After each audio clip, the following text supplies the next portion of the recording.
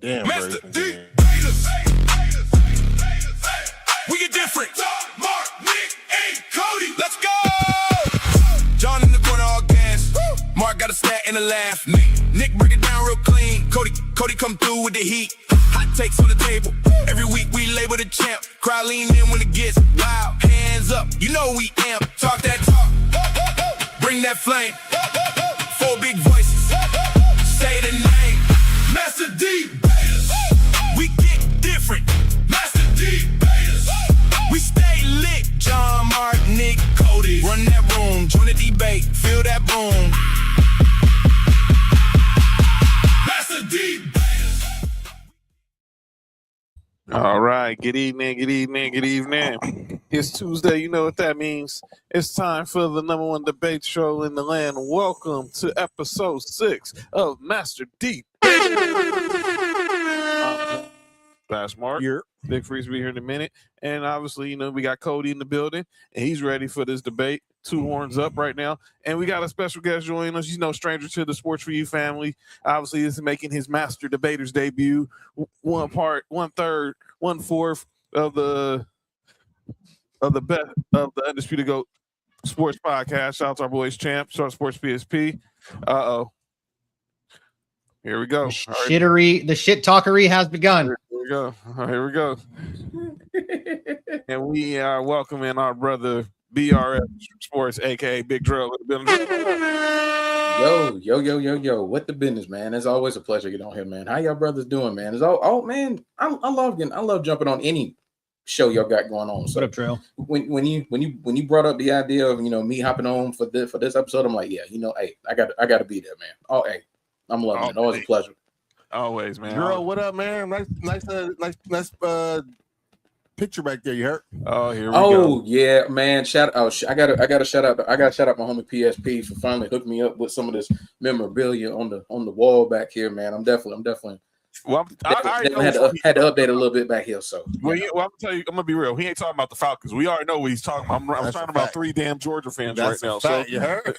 3 damn Georgia fans around right now on this day. Bro, absolutely. Yeah. All these this dog talk. You know what I'm saying? Be careful before I get. It's like you surrounded by the hedges, man. Yes. Yeah. Man, there's still always one nation, and that's Vol Nation. Y'all know what it is. All right. Preseason number 3. Preseason number 3. Hey, John, before we went further, that's the nasty ass checkerboard end zone y'all have. Don't hate it. It's classic. Don't hate it. I do appreciate the Stormtrooper jerseys. I do. As a Star Wars nerd, I appreciate the Stormtrooper jerseys, and that's about it. As good as I get, as much props as I'll give them because it's Star Wars related. Yeah, I hate it. It's all good. It's all gravy train. It's all gravy train. I mean, I get it. I get it. I mean, can't hate on the nation. It's all great.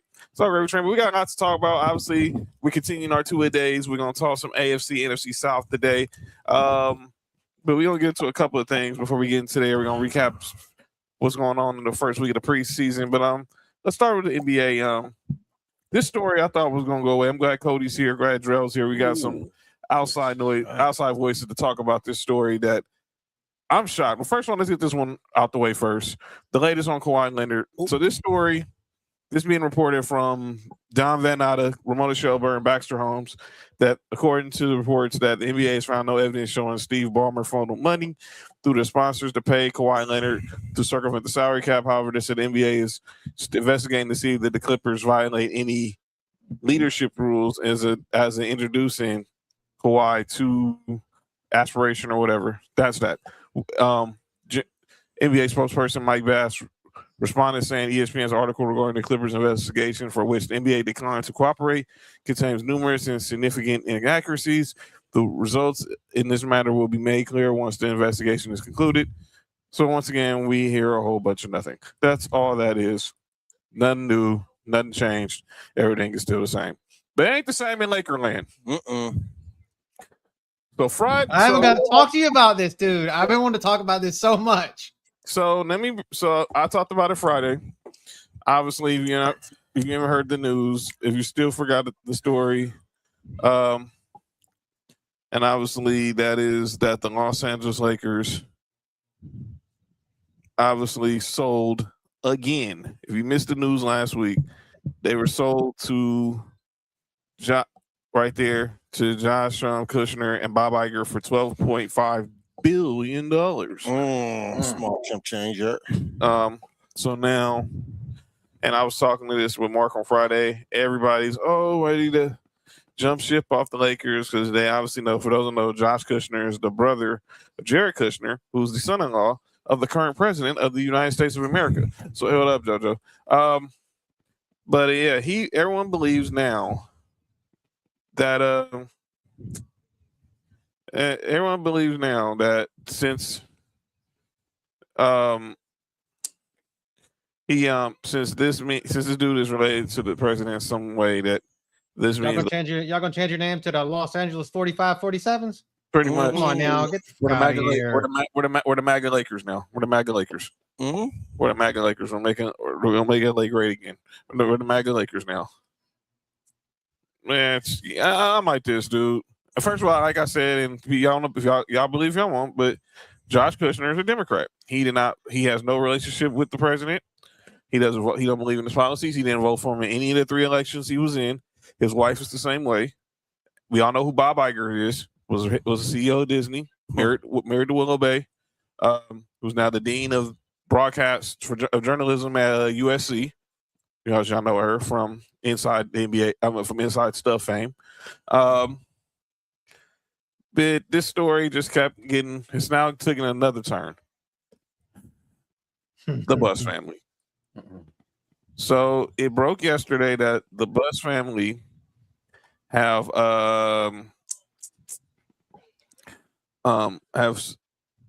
obviously decided to sell their remaining trust, which is 17.8%, to the Iger Group as part of the ongoing investigation. So this was a statement from the Buss family released. We have decided to sell the remaining Buss family trust shares to the Bob Iger Group as part of an ongoing transaction. We love the Lakers fans, and will continue supporting Los Angeles, but it's time to use this opportunity to move and exit gracefully while we stand. Well, not so fast, my friend. Not so fast, in the words of the great Lee Corso. Jeannie Buss said, "I got the gavel. I'm not afraid to use it." This statement, and it's obviously the print is very small. I mean, if I'll bring it to this. I'll bring it to this backstage. But is a statement from Jeannie Buss's lawyer, who, by the way, is the second cousin of Barbara Streisand, and it's also Steve Ballmer's lawyer, attorney in this whole situation with Kawhi. So basically, she's saying that Jeannie Buss, basically back from 2017, when obviously she ousted her brothers, that she basically has the final say on, and she overrules everything, any vote. So she's been pretty much outvoted by her own siblings, and it's coming back it's stuff that's coming back to haunt her from obviously how she fired them back in the day, and then when she got rid of her older 2 brothers, Johnny and Jim, and then now with the sale to Mark Walter, her younger sister Janie and the 2 younger Buss brothers, Joey and Jesse, who were very prominent on the scouting department side, have been outed. Now it seemed like it is the 5 Buss siblings versus Jeannie. I want to get Cody's thoughts on this. I want to know, Coaster, from a legal standpoint, what do you see from this? And then give me your fans' perspective of it. I'm gonna let you guys go first because I got a lot to say on this issue. Well, I mean, first off, poor Shams. Shams got thrown under the bus because of this shit. I got that audio from McAfee Show. We're gonna play it. Keep on. Okay, poor Shams. I feel bad for him, for one. Because he only was stating the facts. But anyway, so when it comes to Jeannie Buss, before, when I got out of law school, one of my first jobs was working in trusts. Trusts are messy as shit. They're the messiest shit on earth, and they make people fight over things that shouldn't be really fought over. And in this case, when I haven't read the trust, which you could probably find. It's probably easy to find, and I don't know where she's getting the actual veto power unless she's like the trustee. Well, if she's the trustee, then at the end of the day, yeah, she can do whatever the hell she wants. Well, she but is it could be written. She's the governor of this is the so she can still keep power and still be the governor. Yeah. So like if they have 15%, or more of the Lakers ownership, they can still run the Lakers day-to-day operations, right? Yes. And that's how it's written. That's what I heard. So what I'm saying is how she has the veto power over their votes is what's crazy to me. And all they needed was a majority vote. So 4 out of the 6 to be able to make this sell, but she has the ultimate in vote. So from a legal standpoint, this is going to get messy. This is going to turn into a legal battle unless somebody takes a big like payday off to the side. And I don't see that happening. But for a fan's perspective, man, Mark Walter, good for you, bro. Like you literally made a 25% profit. Like you literally bought it for $10 billion, turned around and flipped it for 12 and a half, 10 months later. I would love to be able to do some shit like that. That's absolutely the greatest sports business decision I think I've ever seen in my lifetime. Like literally. So you only had to handle them for 10 months from the time that it closed on the sale, and then you make 25%. I mean, yes, that doesn't sound like a lot, $2.5 billion, but $2.5 billion, that's with a B, everybody, a B. $2.5 billion is a lot. Yeah. And then, I mean, yes, I'm a big, and as you guys know, I'm a big Disney fan. Yes, Bob Iger did some really dumb shit when he was at Disney, but he wasn't the one that run them into the ground. Mm-hmm. He was the one they brought back after they got run into the ground to bring them back up. And his association with being a Lakers fan is he's from fucking like Minnesota, right? He's from New York. From Minnesota, huh? He's from New York. He grew up in New York. Okay. So he was a Packers fan, but he's always been around that area. Right. And he was a Clippers fan. And now he's out there and he's like, why? I'm a Clippers fan. Why can't I just be a Lakers fan? I'm in LA, for God's sake. So he spent most of his time out there anyway, all the time, because he's at Disney. That's where the headquarters were. So you watch the Lakers all the time. So for all the Lakers fans, I'm not a Lakers fan, and you guys know that I'm not a Lakers fan. But if this bothers you, you're not a real Lakers fan. Talk about it. I'm not even a fan of the team, but if this bothers you, you're not a real Lakers fan, and you can just turn all your purple and gold shit in. I said the same. Cody couldn't put it any better. Go ahead, Drill. Purple and gold don't even match. Just I've kept track of the story a little bit, trying to get little factoids from it, and just y'all actually like kind of like sitting down, kind of talking about it, analyzing a little bit from a definite outside fans perspective, because I'm definitely not a Lakers fan anyway. But at the same time, it's like I look at it from the standpoint of why wouldn't y'all want I understand the Buss family and just how synonymous it is with that organization, but at the same time, it's like new blood don't hurt. You know what I'm saying? A fresh face doesn't hurt. For the team to go in a different direction, just to kind of see what new ownership can do as far as bringing it back to its full glory and prominence of what the Lakers was, as far as all the championships, just always just being in the hunt, just being around. So I definitely don't see a problem with this at all, just from an outside perspective. Yeah, and the legal side of it is just I'm definitely intrigued to see where this could go, as far as the way y'all were talking about it with Jeannie Buss kind of still being that last kind of I guess if you want to say that stepping stone to really get over, as far as completing the full on sale of it. I'm definitely intrigued to see where it goes, because it wouldn't shock me at all with a situation like this and the type of money that we're talking about. Yeah, I say within the next week or so. Yeah, it wouldn't surprise me if we get not like a bigger story, but if it just was to just really kind of expand, and it just wouldn't shock me at all if it got really grimy within the next week or two, as far as trying to hammer all this out and everything. But just from what I know, and just talking from a fan's perspective, because when I look at me being a Hawks fan, and when the ownership that's there, with Jamie Gertz and Grant Hill and all of those people just all of them, that group coming in and getting the ownership there, it's something different when you when you've experienced like an ownership group for a long period of time, and especially me being in Georgia and seeing some of the ownership groups that we've had horrible luck in terms, and like with not necessarily like winning, because we have had some winners, but just from the idea of like, you see all these organizations go out and spend all this free agent money and get all these big name people, like they're still in their prime, and we didn't always do that much. So it was kind of like, it's always a breath of fresh air to get like new blood at the top, just to kind of at least have new minds and a new framework and just something different. So yeah, I'm with y'all on this, man. If you're a Lakers fan and you have any problem with the idea of new blood at the top, just to get a different perspective, just to see how things can go in a different route, yeah, I mean, you really shouldn't have a problem with this. If anything, give them a chance and just see what they can do as far as like being able to get the right pieces underneath them in the front office to be able to kind of develop a brain trust to just make it work. So I don't see any issue with it, but the legal part, yeah, it wouldn't shock me at all. But in the next 2 weeks, it gets bad. It gets bad. Go ahead, Mark. I mean, my stance still the same from Friday. None of this really matter, man. I hate to say it, but most owners in most sports Are conservative. Just call it what it is. And so it doesn't change. It shouldn't change you being a fan. Most people aren't fans of the owners anyway.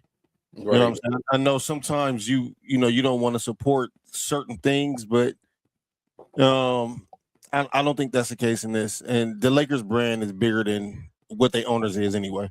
Now the legal part of it, I'm not sure. I don't see if that's true. If Jeannie Buss can keep her 17% of it or whatever it is. Let me be clear. It's not her. It's a family trust. So it's not like it's 18%. So it's not like it's 3% split between the six siblings. The entire trust is 18%. Yeah, and then whoever it's the vote of it, huh? Yeah. I'm with Drill. It's about to get ugly in a minute. And it's been ugly. It's about to get ugly. It's about to really get ugly. Like, I know it's been ugly, and we seen it here in LA. We've seen some of it be ugly, but I think it's really about to get ugly. Because I think that Jeannie wants to keep the Buss name tied to the Lakers. Mm-hmm. Mm-hmm. And I'm not mad at that, because that's her pops. You know what I'm saying? That's the legacy. But for the brother, everybody want to settle off. It's gonna get ugly it's gonna get a whole lot worse before it get a whole lot better. I knew the moment I saw that, I knew this wasn't going to be an easy transition. Oh God, I just read the structure of the trust. I'm reading it right now. Okay, give me a second. I'm interpreting this legally as we're going. So keep going, John. Okay, cool. So here's my thing on it. I hate to say this, but this is karma coming back on Jeannie. You ousted your brothers, rightfully so or not. Now, I don't like how you did the other three, because they were actually the ones that were on your side. Your brothers were the ones who staged the coup back in 2017. It was Jim and Johnny. Setting the coup?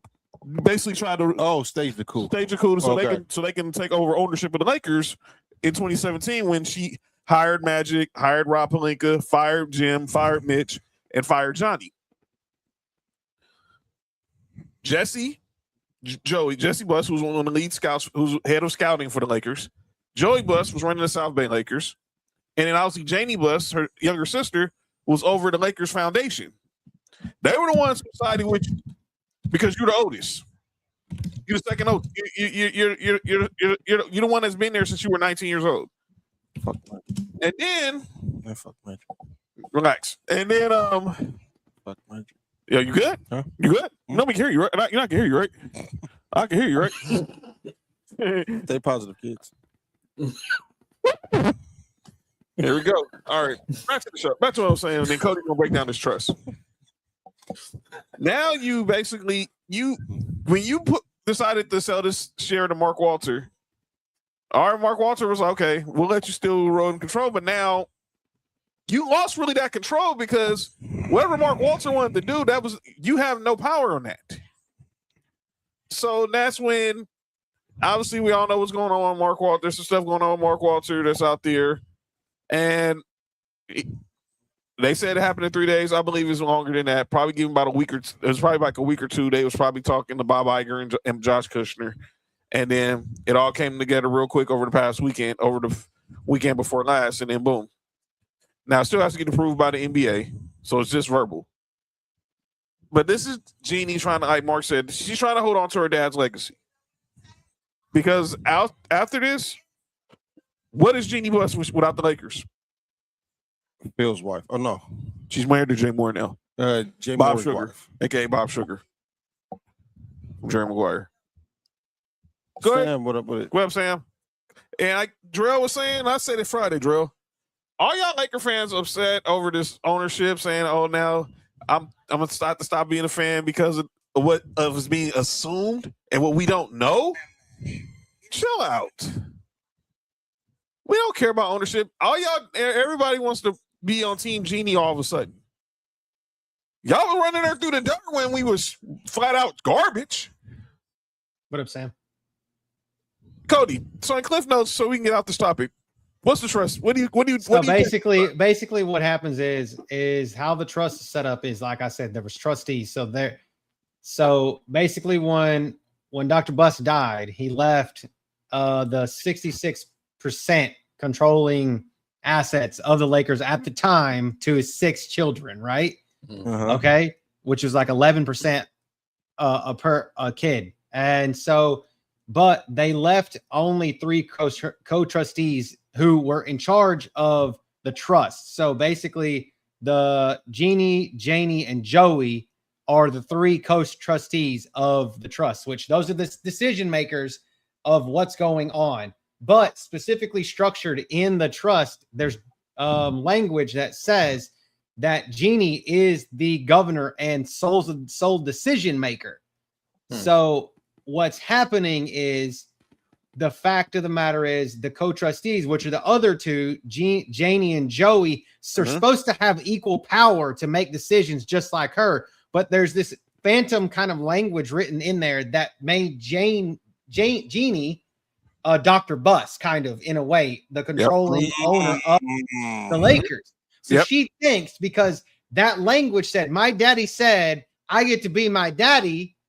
In so many words, I get to be my daddy and make all the decisions. Fuck what you guys have to say, and your decisions don't mean shit.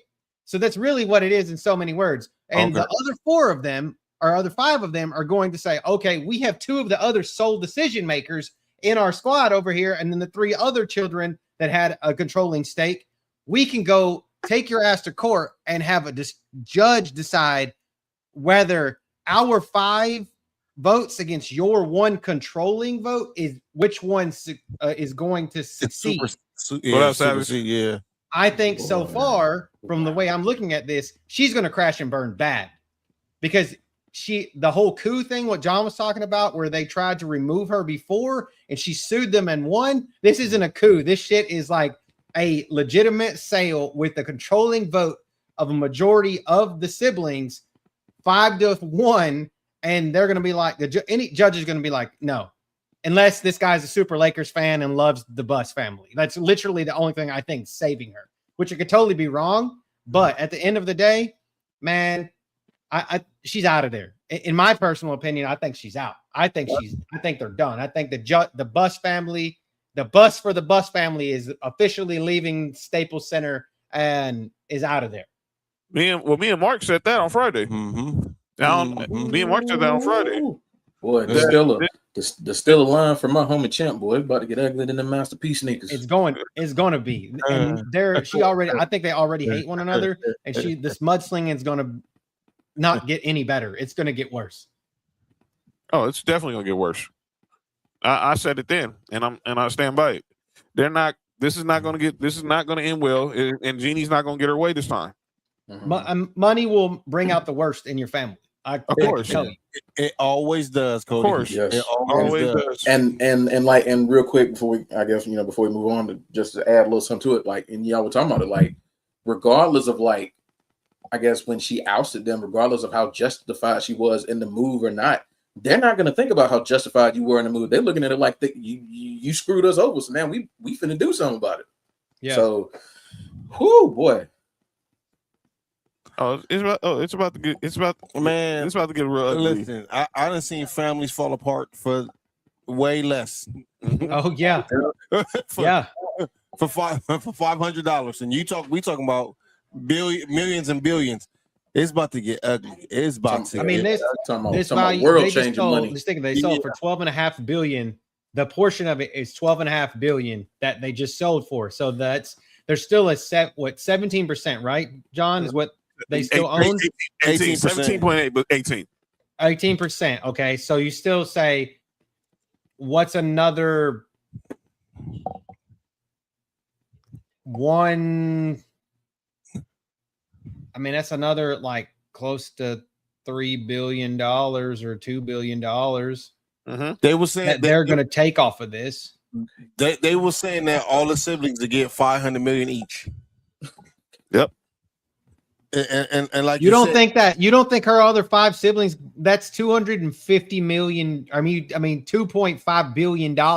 Yeah. Or times the other 4. So or $2 billion. You think that they're gonna not try to run you under the bus for $2 billion? They're gonna run the bus over you, back it up, run it over you again, back it up, run it over you again. They might try to kill you so they can get there. So they can get it's crazy. I'm telling you, trustees are crazy. Listening to some of these, listen at these numbers and these totals that y'all throwing out is like, I ain't seen that much money in my lifetime, and they just throwing it around and like damn, okay. It's insane. What up, Champ? It's insane. What up, Champ? What up, boy? But we gonna keep an eye on this story because this is not going nowhere. But I do want to play a couple audio from it before we move on to the next topic. Hey, Ramona Shelburne, I got to shout out Ramona Shelburne. And can we change the Laker colors? Right. Good luck fighting that. Purple and gold don't really match. Good luck fighting that battle. Good luck fighting that battle, fam. They just need they need to turn them to red. Oh no, I can't because I don't look like the Hawks logo. I was gonna make them look like Mickey Mouse. Yeah, make them look like Mickey Mouse, bro.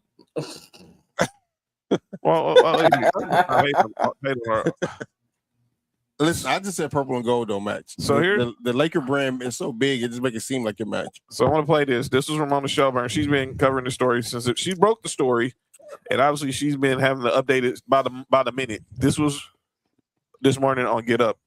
Well, when you say the Bus family decided to sell, we're really talking about 5 of the 6 Bus siblings. And they believe they have the right to do this because of what's called a tag-along provision in the original sale to Mark Walter, which is if Mark Walter ever decided to sell his shares, they had the option to tag along to the sale that he makes at the same valuation. Jeannie's point here is that they can't do anything without her. And she did not even vote in the family vote that took place on Monday morning. She just abstained. And she's her lawyers have pointed to a 2017 court ruling, court order in the previous case that she had against her older brothers, that said the trust can't do anything without her say so, because this trust, which is what owns the shares of the Lakers, it's not held individually like each of the 6 siblings owns 3%. The family trust owns all 18% of the Lakers shares. So what does this mean now? What happens next? Where does it go from here? Well, let's point this out.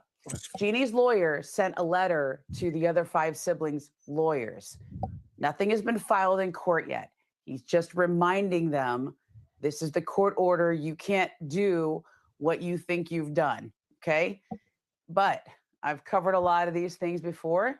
Nothing really happens until you actually go to court. So now what we're doing is waiting for the response from the other 5 siblings. Will they respond in court or they respond to Jeannie's lawyer? Either way, there's going to be a lot of billable hours on both sides, but it sounds like we're heading for some sort of fight here.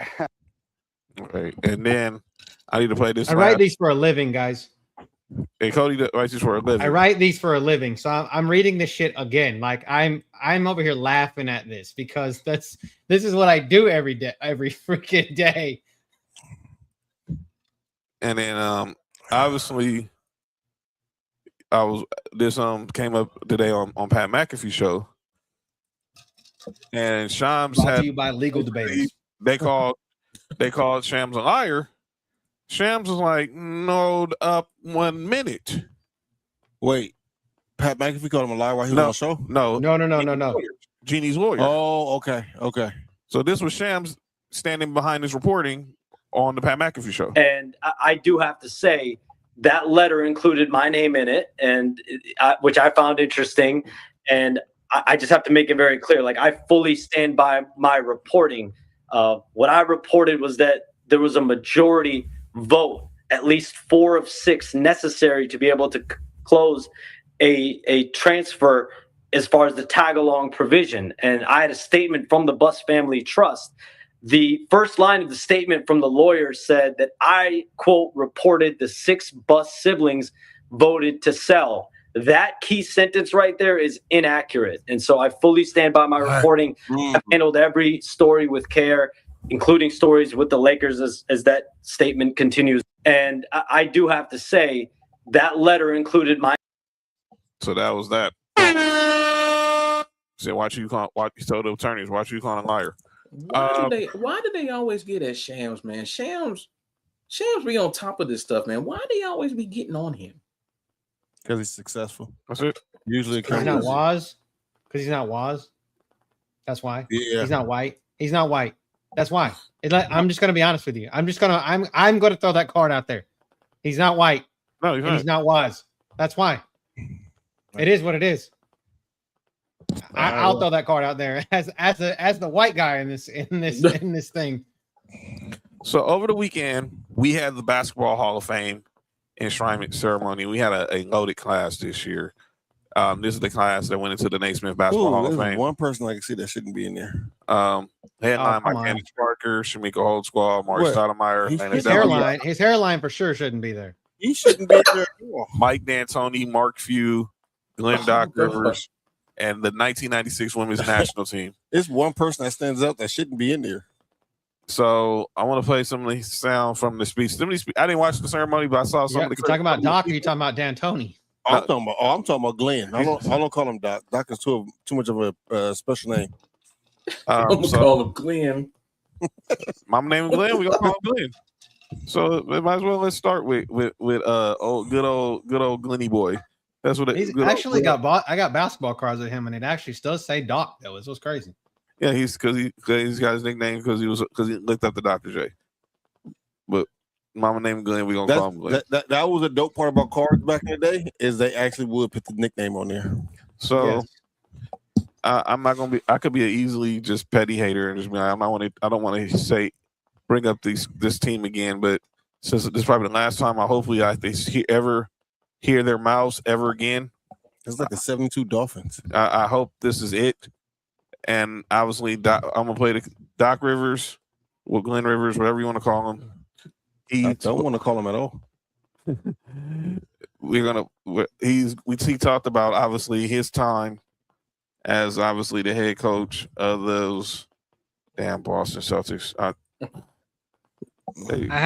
He got KG a title for me, so that's the only credit I ever give the man. He didn't get KG a title. They will get that title no matter what. He was about to get fired if that big three didn't go over there. He's connected to KG, so it's like 7 degrees of separation, I guess. So here's Dr. These 3 guys beside me, man. Thank you.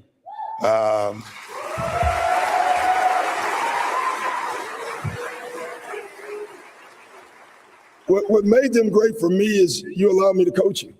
You really did. You remember the tugboat trip we took? Tugboat. And Kevin wasn't real happy that it was 8 a.m. and we're getting on the tugboat. And I can't swear, which means I can't tell you anything that Kevin Garnett said. But you helped me lead an extraordinary group. And we had a great group. We had a group of characters, Rondo, Big Baby, Leon Poe. I mean, if I named the guys that we had on that team, and I needed a group to help with that group, and you guys are phenomenal for me, so thank you. the coaching staffs and members and front office guys, when we all get together, when you get that right as one, it's just an amazing thing. And we did that. That was game one. Seeing you three sitting here, man. When you win a title, and everyone in here who has won understands, it's like having a blood transfusion. And you are connected for the rest of your lives. You really are. And I want you guys to hear that and understand that. So thank you. That was Glenn Rivers. Hi. That was Glenn. That was He still got a job? no, he's unemployed. Good. Paul Pierce looked like he left his helmet out. Yo, Trell, relax. KG, I feel like KG wants to say "fuck you" the whole time, dude. Like I would. I just really feel like he does. Paul Pierce looked like he left his helmet at home. I would want to say it. All right, let me go to another coach who went into the Hall of Fame. Y'all gonna That have me was go Mike to hell D'Antoni. quick, bro. And Mike D'Antoni talks about, obviously, we know he coached the Rockets and the Lakers and the Knicks, but obviously we know his claim to fame was when he coached the Phoenix Suns. In Phoenix, we had incredible talent. Sean Marion, Quentin Richardson, Boris Diaw, Raja Bell, Joe Johnson, Grant Hill, and this guy, Amari Stoudemire. Man, Amari, he posterized so many people. His speech in the That's crazy. Then we signed this long-haired Canadian soccer player, Steve Nash. Steve, I am proud that your two MVP titles were won with the Suns. At least one of them. All of you guys are the reason why coaching is so rewarding. Good. Special thanks to my son's coaches, Alvin Gentry, Phil Weber, Dan D'Antoni, Mark Averoni, and to Brian Colangelo and Julie Fye, Rick Welts, for being instrumental in building the success. You know, it wasn't easy, but our players and coaches had the courage to embrace a different way of playing. And together, we influenced the game. Phoenix also gave me a lifelong friendship with this man, Jerry Colangelo. Jerry, for more than 20 years, you've been an advisor, friend. Thank you for your guidance and generosity and your remarkable ability to get us into Bianco's Pizzeria. I appreciate it. Also want to thank Jerry and Mike Krzyzewski for giving me the opportunity to coach with Team USA. You know, winning Olympic gold medals in 2008 and 2012, alongside some of the greatest players in the world and coaches in the world, was an epic experience. Tonight we have a very large contingent from the Phoenix Suns. He was assistant under Coach K. Thank you to Matt Ishbia and the Suns organization for your support. You have a special organization and a great city. All right. D'Antoni, that was Mike D'Antoni. I got partial respect for I like D'Antoni. I don't like the first coach that went in. He shouldn't have been in the Hall of Fame. I tried to find something from Mark Few, but there was really nothing out there for it really to talk about that was worth playing. I feel like the Basketball Hall of Fame just ain't it, man. Like I watched it and it just like there's no pomp and circumstance. Like I feel like out of the big three American sports, it's the worst. It is. Well, Cody, it's the worst because it's the Basketball Hall of Fame. It's the James Naismith Basketball Hall of Fame. It's not the NBA Hall of Fame. Yeah, every other sport have it's the NFL Hall of Fame. It's the MLB Hall of Fame. Hall. Yeah, I get it. I'm just saying, I just don't feel like it doesn't have the gravitas that it doesn't. It doesn't because they let people like Doc Rivers in. I mean, some of these dudes wouldn't even be allowed in the parking lot if this was because it's the Naismith Basketball Hall of Fame. A lot of these guys are thinking they're lucky stars. That even though they might not have had the greatest NBA careers, their collegiate career, their international career, shoots them right in. Yep. All right. Now I'm talking about deep. Well, I'm gonna give you a group of women who deserve to be in there. Facts. This group of women set the bar for basketball, and it's the '96 women's national team. Yes, sir. And that won the gold over in Drell's hometown of Atlanta back in '96. '96, which led to the birth of the WNBA in '97. So we want to play some. This is from It's a bad pass, Asia. from Lisa Leslie, who was the lead spokesperson for Team USA. You see on this picture, there's Don Staley, there's Rebecca Lobo, there's Lisa Leslie, Cheryl Swoops, Coach Val. I forgot the name of their coach, and then obviously there's Teresa Edwards. And one. Here's number 9. You know, I think having the opportunity to represent our country was major for us. And we went 52-0 prior to getting to the Olympics. We played every country on their home soil, and we beat them. But before the Olympics began, one story, we actually were in Russia, playing in Russia, one of the trips Cheryl didn't make. But that's an inside joke, but Cheryl didn't make that trip. We were in Russia, it was freezing. We had our sweats on and we played. We were down by 30 at halftime. And I don't know if all of you guys remember this, but we were down by 30 and we huddled. We went into the locker room and Tara was like, just take it a little bit at a time. Like, don't be so overwhelmed with it. But we put on a full court press. We finally warmed up a little bit and we came back and won that game in Russia.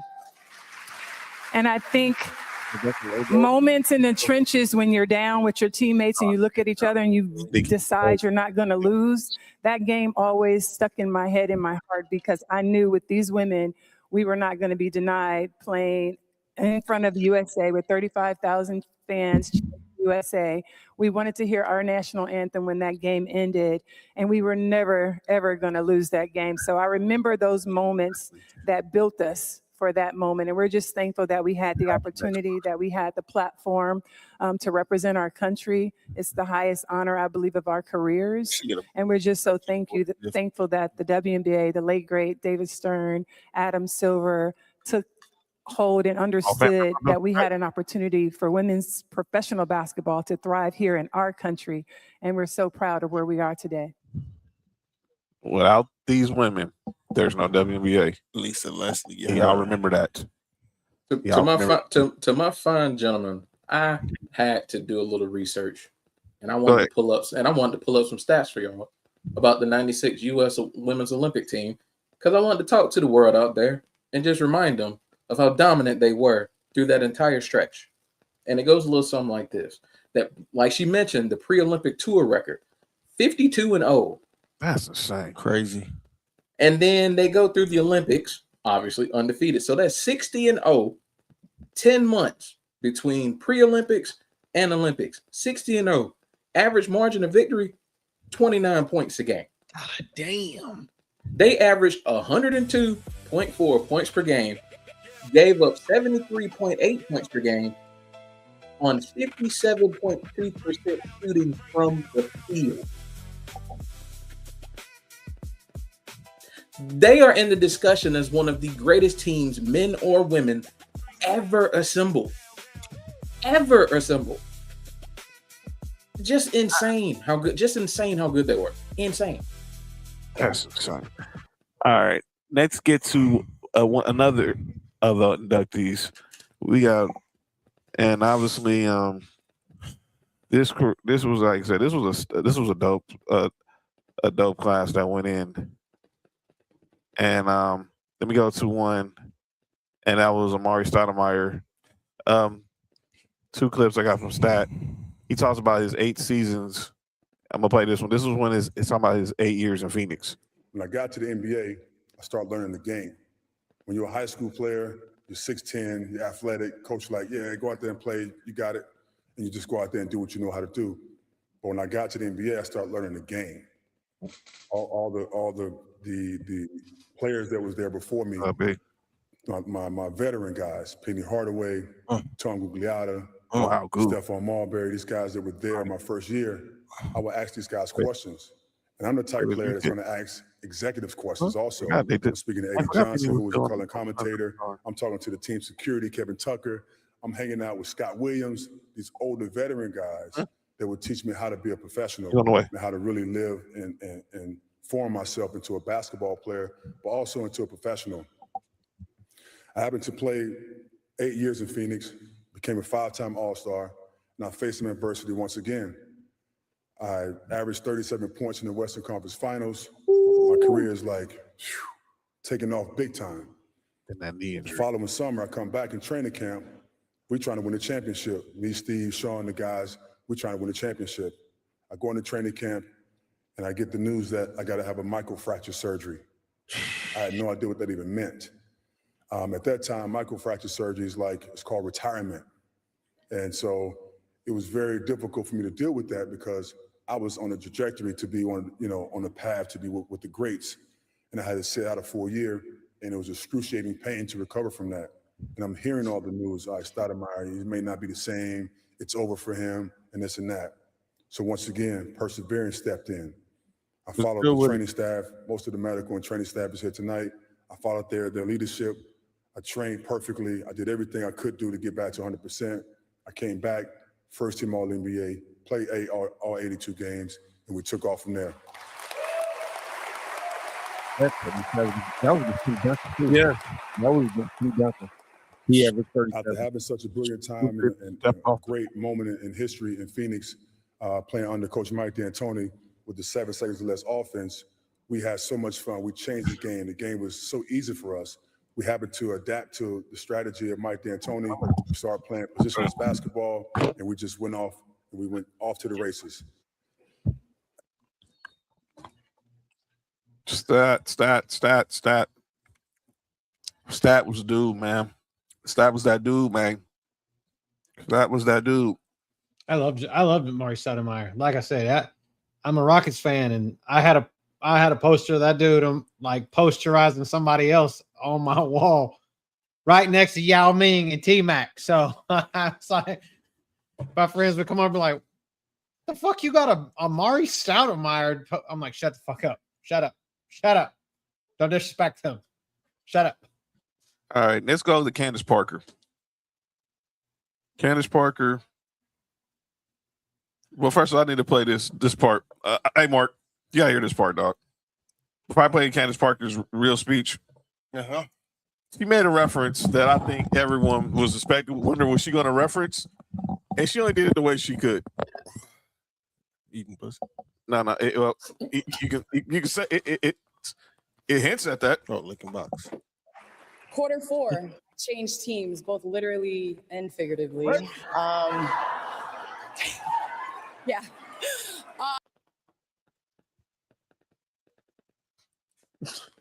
I mean, you seen Sheldon Williams, bro? That would obviously got Shout out the former UNC great, the former Hawk great. Shout out Sheldon Williams. Well, Sheldon ain't no Tar Heel. He didn't go to North Carolina. He went to Duke. Yeah, he went to. He was a Duke fan. He was a Duke. That's why I said, as a Duke fan. My bad. My bad. He went to Duke. That's my fault. That's why Cody mentioned him. Freaking. That's my fault. Shout out to former Duke great. My bad. But still, he said Well, that's what Candace. Never mind. Okay, clearly he wasn't Candace. He wasn't the Candace. But yeah. But yeah, Candace Parker gave a great speech.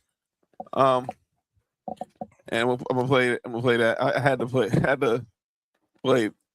Get that clip first. We see Sheldon, and sometimes we still wonder if he's got a lot on his mind.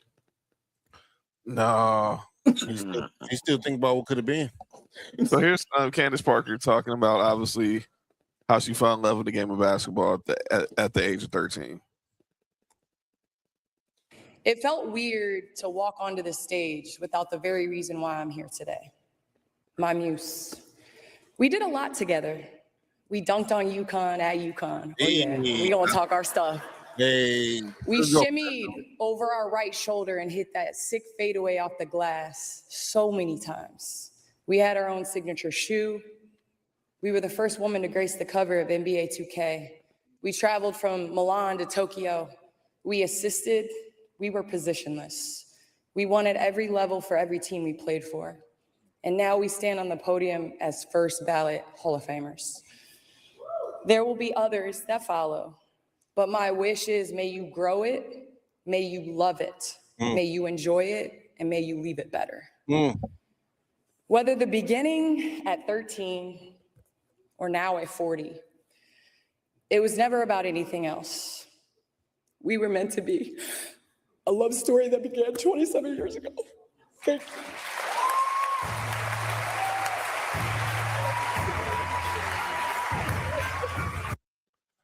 That's how she close out her speech.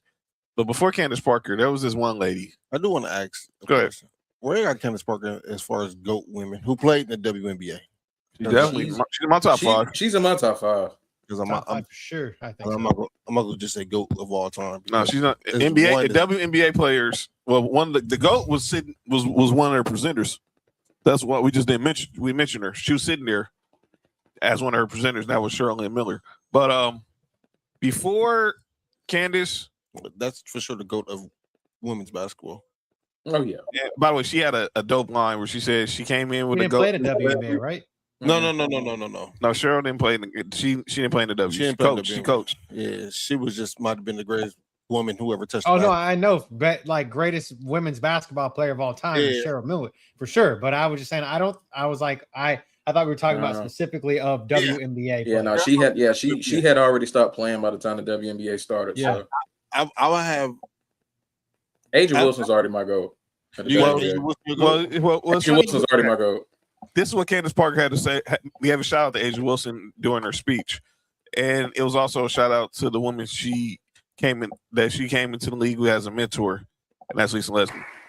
As I jumped on that scores table and I cradled that game ball like MJ and Kobe and took it all in, I realized, man, life really is full circle. The clock started ticking down, and I knew it was close to the finish line, but no one honestly is ever ready.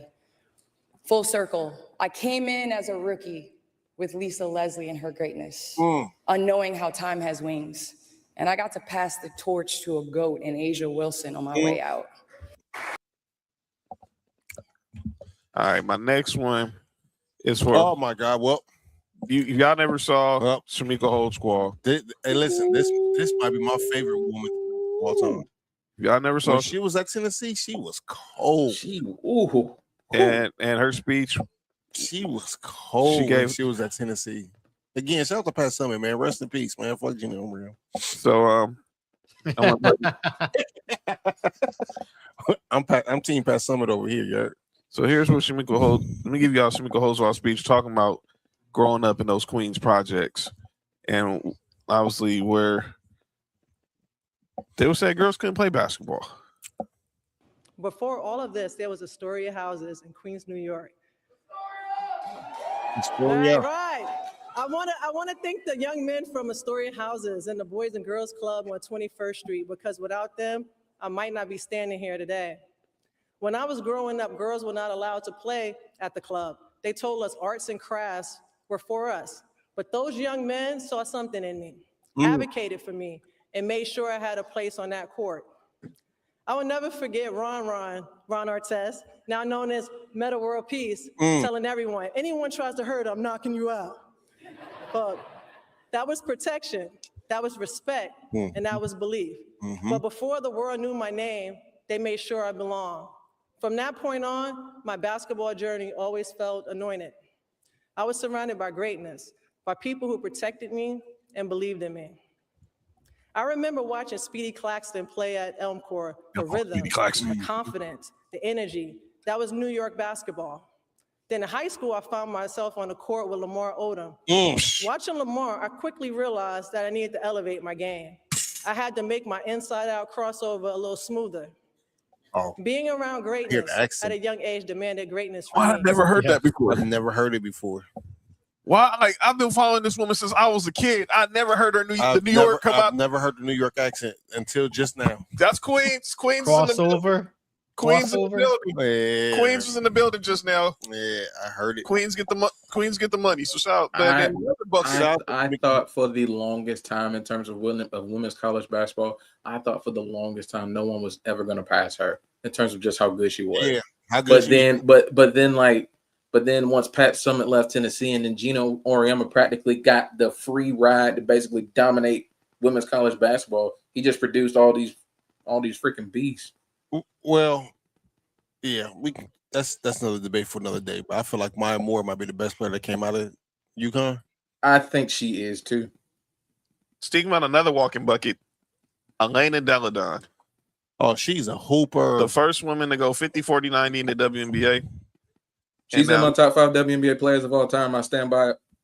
I'm not mad at that. Basketball, you gave me confidence. You gave me purpose. You gave me friendships that will last far beyond the game. You gave me a platform to leave this game a little better than when I found it. But maybe your greatest gift was teaching me to recognize greatness in places where no scoreboard exists. Tonight is an incredible honor and one I'll cherish forever. But tomorrow, the lights will fade. We'll trade our formal clothes for athleisure. The speeches will be over, and life will return to a beautiful, ordinary day. And after everything basketball has given me, I think that's my favorite part. Because somewhere along the way, I learned that life's greatest moments aren't celebrated in the standing ovations, but in the people waiting for you when the applause ends. Basketball, you gave me confidence. That was a walking bucket. So congratulations to all those who went into the Hall of Fame this past weekend. Except Glenn Rivers. Yeah, some of y'all deserve it, some of y'all don't. But I just want y'all to know how I feel. Except Glenn Rivers. I want to give one last WNBA topic before we get heavy into the football. I want to play this clip from Rick Bucher. Rick Bucher, and I think this is, and I'm gonna play what set this clip up. So this was Sunday during the halftime of the Fever and the Dreams game on ESPN.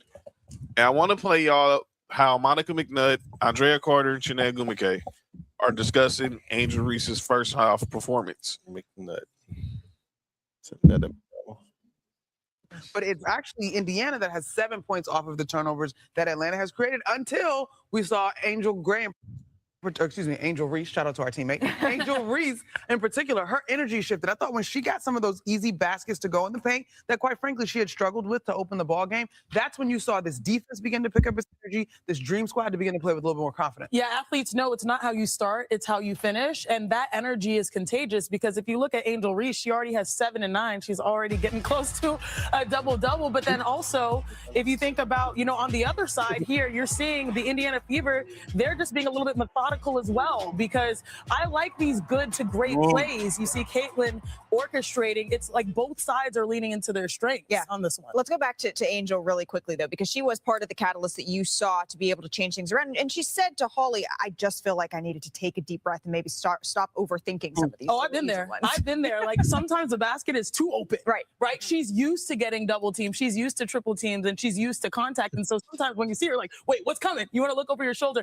But she settled into the game well. And what I like is she's been such a great mentor also to Medina Okot. I believe Medina Okot has 6 points, 6 rebounds as well. There's no one better to learn from when it comes to being a beast on the boards than Angel Reese. Yeah, because when the game started and Angel Reese was missing some of the bunnies, we were all talking about it, and I was like, she's not missing these because of Indiana's defense, and she's getting these layups, so that was a good sign. Even though she wasn't finishing them, then she's able to finish some of them, and then Atlanta goes on a run. The person I want to give credit for is while Atlanta was struggling, Alicia Gray was holding it down. What first half were they looking at? Now, I didn't watch the game, but when I last checked, Angel Reese was 3 for 10 at halftime. But a lot of times, John, and I don't watch the game either, so I'm not speaking. She missed, and the highlights I saw, she missed a few wide open layups, especially that one on the fast break. Listen, I didn't watch the game, and I'm not saying that what they said is right or wrong. But sometimes just your energy don't show up in the stat sheet. But you're right. But saying that once she got comfortable making those few baskets, she only made 3 baskets. She missed 7. Yeah. Milking, so man. Rick Bucher was on his podcast, and he said something that might be a little controversial. But honestly, should he say it? Huh? Should he say it? Oh, go ahead, John. I'll let y'all be the judge of it. But this was Rick Bucher on his podcast talking about analysis in the WNBA. Why are all the color analysts and studio hosts women? Women have served in a variety of positions on national NBA broadcasts. Why shouldn't there be diversity on national WNBA broadcasts? What are the networks afraid of? The only males you will find on a national broadcast now are young up-and-comers doing play-by-play. Is the WNBA not worthy of being discussed and dissected by a variety of voices and perspectives in the same way the NBA is? There are some smart basketball savvy women, both in the studio and the broadcast booth, but I don't hear a whole lot of differing opinion or debate. It all comes off as safe and monotone and cookie cutter, especially when it comes to controversial topics. All of it feels like a girls' club, the media protecting the league from real scrutiny or critique. I'll ask again. What are they afraid of? Why are all the color analysts and studio? So Rick Bucher is wondering, as Nick Freeze gets settled in a second. Who made that shot? I think it was Ryan Howard. That why is it that we don't have any male color analysts in studio and on games, but we have them when it comes to the women? Color. I didn't say color. Relax. No, that's Drell. Yes, it is. Drell. You can't hear you at your headphones again. But Drill, somebody excited to see you, Drill. Hey, we can hear it. We can hear Nicholas. Biggin, that my homie was happening. He said, "That's my homie. What's happening? What's happening? What it do? What it do?" Man, another day in life, bro. Can't complain, Big Nick boy. Always good to see you. You ever talk about these damn Falcons? Huh? Are you okay? Trust me, we gonna get that. We are definitely going to get to that. We'll save that for this next hour. What up, Shade? But that's what Rick Bucher was saying. He's talking about me. I need two more assists by Ryan Howard. So she gets 2 more assists. You need to let me know, John. Oh, she's not about to get that. It's 40 seconds left. Game over. I ain't even watch the game. I ain't know we were putting it on Vegas like that. Becky Hammond got ejected in the first half. I did see that. Jack Baby's on the fresh. Yo, you good? Well, there goes that one. Damn. But anyway, take my hand. Hi, Sonny. What up, Sonny? Wait, where? When you started already? At Taco Bell, yeah. What days you working? Because I'm coming to ask for the shift leader. Oh, because I'm about to start some trouble. That's I'm going to bet, and I'm walking out there with a Mexican pizza. Wait, what does that first say? That's us. Oh, the title? Oh, wait, was John the one holding the mic? Shut up. Oh, damn. John the only one holding his mic. You sure about that? Wait, what is wrong with him? Tripping, huh? What up, Shade? Nuclear on. All right. But what did y'all make of what Rick Bucher said, Cody? I don't disagree, but I don't know who's qualified. I don't disagree with the premise with what he says. At first, because the way he said it, though, it literally sounds like he said colored analysts. So at first, I think we need to make sure that we do know that that's not what he said. Color analyst is what we're talking about. Exactly. So color commentary, but I agree with. It does sound kind of like listening to them talk. It does kind of sound cookie cutter and boring, but I don't know who's qualified. I mean, because I think if you put like an NBA player or an ex-NBA player out there that gave this commentary, that person would get bashed because they would be like a woman hater. You know what I mean? Like if they said something bad about them, they get their ass handed to them as being a woman hater. Or it's women's basketball, it's not men's basketball, or some shit like that. So I don't want to be handed ass. It's okay to go up, but it's not okay to go down. You know what I mean? Like it's okay to talk shit up, but not okay to talk shit down, I guess, in so many ways. So I guess can you go get I just don't think there's anybody qualified. Because he just being told that's the exact. All right. No, I'm concentrating. Okay. Darrell, what'd you think? Yeah, I'm with Cody on this. It's like it's one of those where it's like I feel where Rick Bucher's coming from.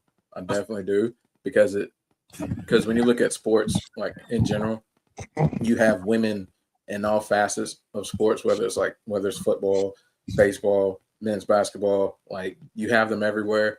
So it's kind of like I kind of get where he's coming from, but yeah, I'm with Cody. Like, is there anybody out there that can really go out there and give an honest opinion without sounding like they're punching down too much? Is there somebody out there that can really do that? And I don't think there's really. I haven't seen anybody out there that can. I don't think there's nobody out there. So I'm kind of with Cody on that.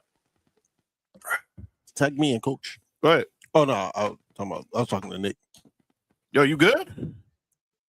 Nope. No. The tomfoolery is in full effect. Yeah. Mark, just relax, dog. What up, Sonya? All right. What you make of? Did you hear what Rebuker said, Nick? What did he say? He basically saying like, why can't we have men as color analysts on WNBA games like the way women are on NBA games?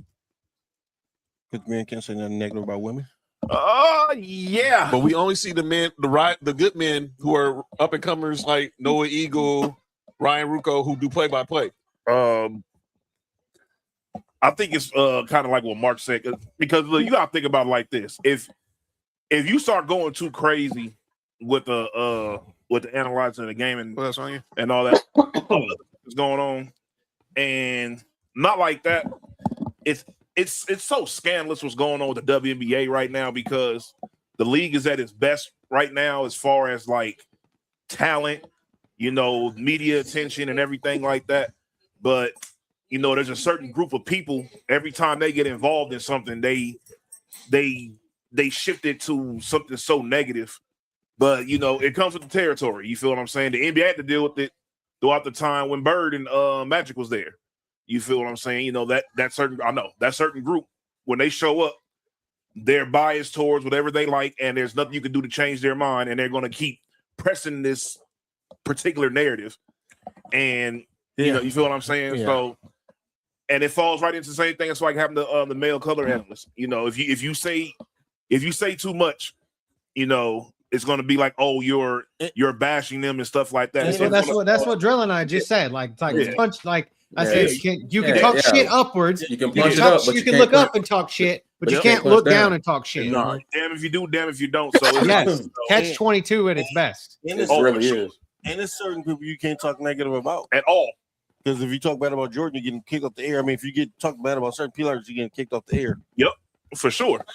I think there's probably a handful. There's definitely a handful in the WNBA. You talk shit about Caitlin Clark, Angel Reese, Asia. Well, I mean, yeah. If you talk shit about Asia Wilson, it's probably because she actually did something bad at that moment in time. Or you're a fan of Caitlin Clark and trying to push the narrative that Caitlin Clark is the best player in the league when she's not. Even close. I mean, I don't want to say even close, but she's definitely not. She's not even the best player on her team, but we'll talk about that later. I do want to say that's another conversation. I agree. Me and John was talking about this. Indiana has been playing at a WNBA record pace for the past 7 seconds or less. Like, I know. Yeah, they've been going crazy. Dog, I watch a lot of WNBA games this year, and here's the thing, and I keep saying this every time I have to criticize this person unnecessarily because of her fan base, but I enjoy watching Caitlin Clark play.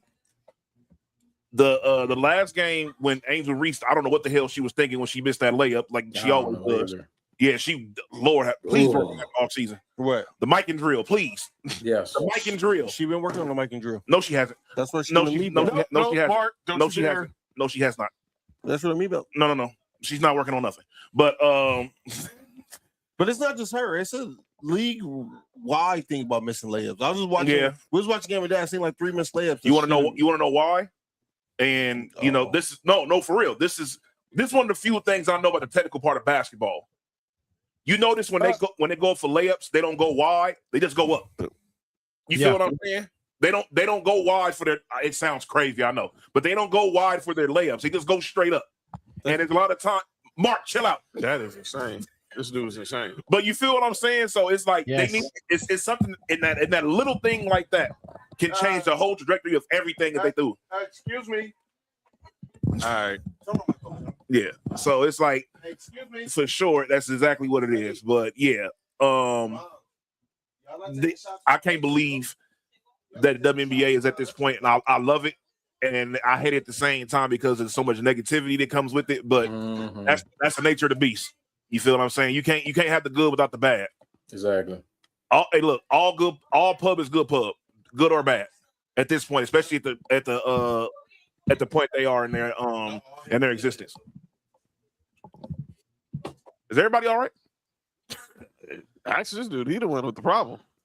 But but Caitlin Clark definitely second best player on our team. And the back to I said about that game.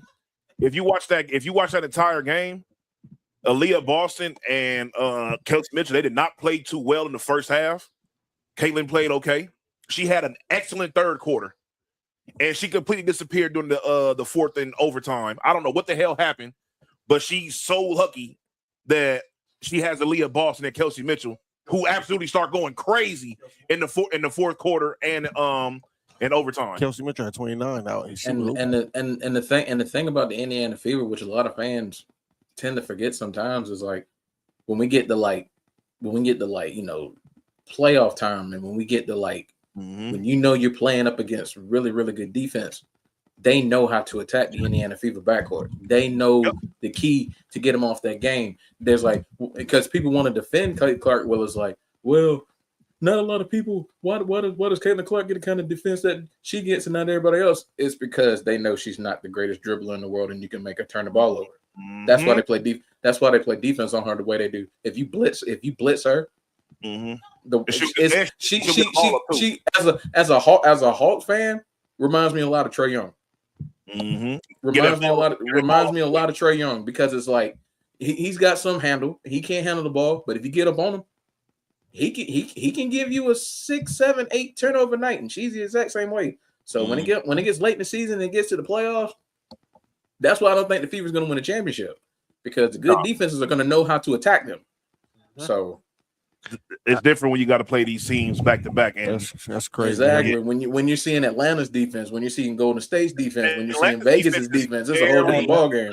Atlanta is a very good team. Yes, as a very good team. Yes, they are very good. And see, that's the thing about Angel Reese that pisses me off. Even with Mastah Mallory, she had a good game today. It's like, damn, like, why can't you have these type of games more? And the thing is, you have these games against like some of the best players in your position. But it's like, I feel like you play down sometimes, or either the pressure of you playing against Caitlin Clark gets to your head too much, and you fuck your game off. But there's certain nights where she looks like they actually run the offense through her, and it's crazy. There are certain nights she looks like a top 5 player in the whole damn league. And then there's a night she gets a fever. Well, her at her best, you can run your offense through her. Yeah, she's got to make them. She's a really good She's a really good passer. And she's a good decision maker. It's just her offensive game is unfortunately the weakest part of her game, because she's a great defender. She's probably the best rebounder in the league.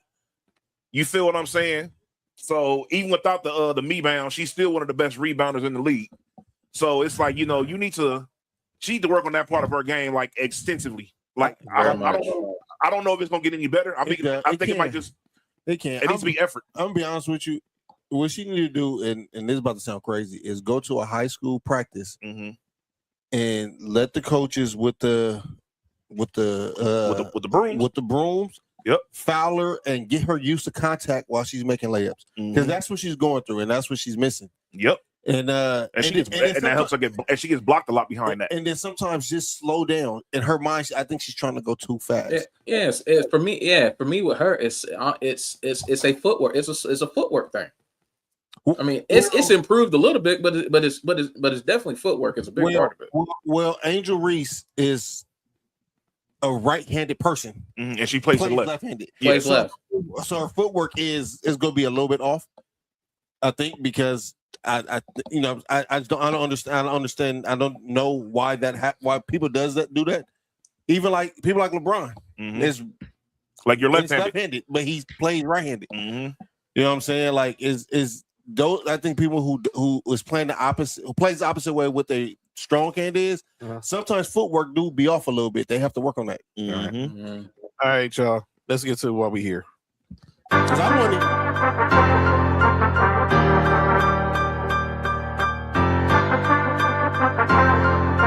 to.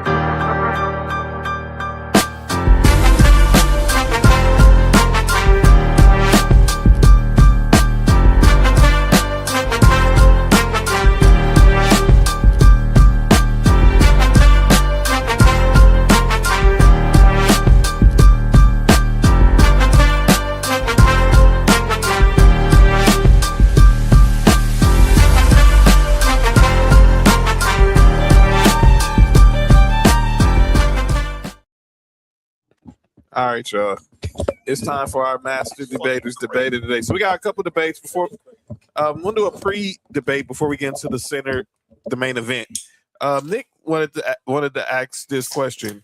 So there's this debate that came up in our group chat. Excuse me. And the question was asked this: who would be the better player if they were 6'8"? Kyrie Irving, or Chris Paul? I didn't even know why this was even a debate, personally.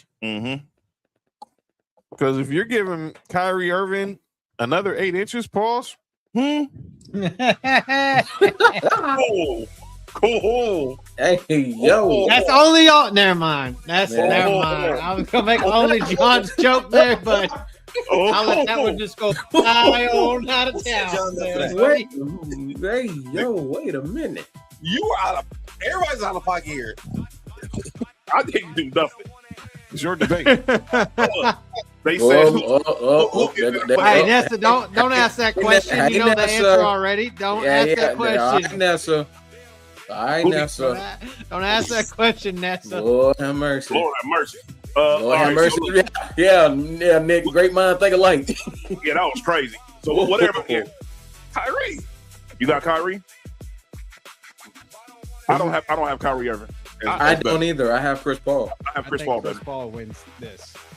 Chris Paul will be better at 6'8". and for me, it's solely from the standpoint at his peak. He's the two-way player of the two. It's Chris Paul. He's the two-way player of the two. Okay, I see you there. I see you there. He was a better defender in this period than Kyrie. That was the deciding factor for me, because my thing is, I know Kyrie's offensive game is better. Yes. But let's not act like Chris Paul's offensive game is trash. No, I'm not saying it wasn't You trash. feel what I'm saying? No, it wasn't trash. A 6'8" Kyrie Irving is I would say Tracy McGrady. I don't think that. Who do you think is 6'8"? He's closer to Kobe. You the same skill set as Kyrie have now, 6'8"? Is you crazy? Are you crazy? That's what I'm saying. All right, man. Kyrie might be the best under the rim player we've ever seen. And you giving him 6'8"? Dog, we're not gonna do that, dog. I love CP3. Give me Kyrie. Dog, we're not gonna do this. Kyrie. We're not gonna do this, dog. Kyrie at 6'8" would be one of the best wing players of all time. We're not gonna do this, dog. We're not gonna do this. He's the best wing player. He's playing against the nigga that's his height with Chris Paul's defense. Why? He was playing against them with better defense than Chris Paul that's taller than him and was still giving them work. It don't matter, dog. Kyrie, give me Kyrie. Man. Okay. So all right. Hang on. I have a question here. So is this the same Kyrie that's injured? Or are we just wiping a total slate and just making him 6'8" and he's never injured ever? What would you say? Or is this just a 6'8" version of the one that got injured? Kyrie. Let's do this. Let's do the 68 the first 7-8 years of his career. Okay. Because he wasn't injured then.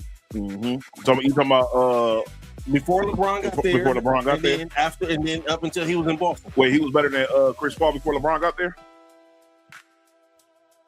Chris Paul was the best point guard in the league easily at one point in time. Drell. So this is where my argument is with this. Are we saying best player or best point guard? I'm still taking Chris Paul because he's still the better two-way player. As a better player, I'm taking Kyrie. As a better point guard, I'm taking CP3. CP3 at 6'8" might be LeBron. No. Or LeBron. Are you doing? Let's do first 7 seasons. First 7 seasons, like Mark said. First 7 seasons. Hold on. Wait, we include New Orleans, Chris Paul? Yeah. Yes. Shit. I got Chris Paul. First 7 seasons, even at this, you got 441 games for Kyrie and 485 games for CP3. Okay. The team, total rebounds, Chris Paul had 4.5 rebounds a game. He had 9.8 assists a game, and he had 2.4 steals a game. And Kyrie outdid him at points per game at 22 points a game versus 18.8 points a game. I still think I'm taking Chris Paul because if he's still got that same defense, I want him as a defender. Yep. I'll take the defender and I will close your 22 points and a half. 22 points. Y'all do know steals don't make you a good defender though. I know that. Allen Iverson and Steph Curry led the league in steals. Mm-hmm. Yeah, but they wouldn't get all NBA, all defensive first teams like I'm not saying they are, but what I'm saying is I think Kyrie. I think Kyrie. My thing is the fact that when you're looking at when you're taking those first 7 seasons and you look at the points per game, and it's only 22-18, when Chris Paul wasn't a score first guy and Kyrie was more a score first guy, and the scoring ain't that much separate, and then you add in the fact as far as the rebounding with CP3 and the defense. For CP3 is twice as much as it is for Kyrie. That's what I'm saying. I think the gap in everything else for me with it's like the war argument in baseball. Like the gap in everything else with me for CP3 is why I'm taking CP3.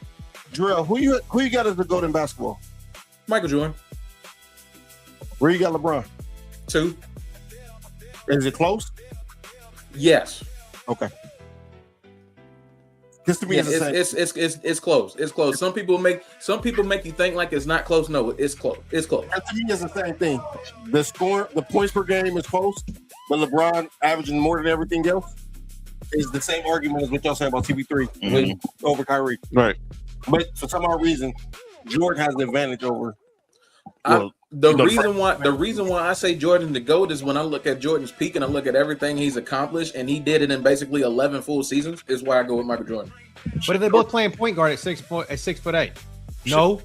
Jordan peaks where you won the first championship. I don't think both of them playing point guard at 6'4". I think Chris Paul is playing point guard. I think Kyrie's playing shooting guard. I think Kyrie gonna be a small forward.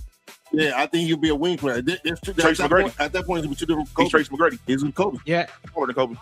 Way taller. He's gonna be Kobe. You got the skill set. What Kobe say about Tracy McGrady? He do everything I do, but he's 6'8".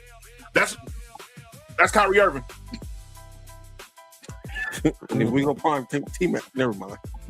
Prime T-Mac better than never mind. Prime T-Mac better than who? Both the niggas on this damn picture. Yeah. Okay, and that's not close. That is not close either. Okay, and that's not close. Hey, I'm about to say Prime T-Mac better than both niggas in this picture. And I like T-Mac, but I think Kyrie's skill set is closer to Kobe's than this T-Mac. I agree with that. Yeah. So basically he'll be a mix between Kobe and T-Mac. So he'll be Paul George, but better Paul George. He'll be Paul George with Kobe's mindset. No, he'll be Paul George. He'll be Kyrie Irving.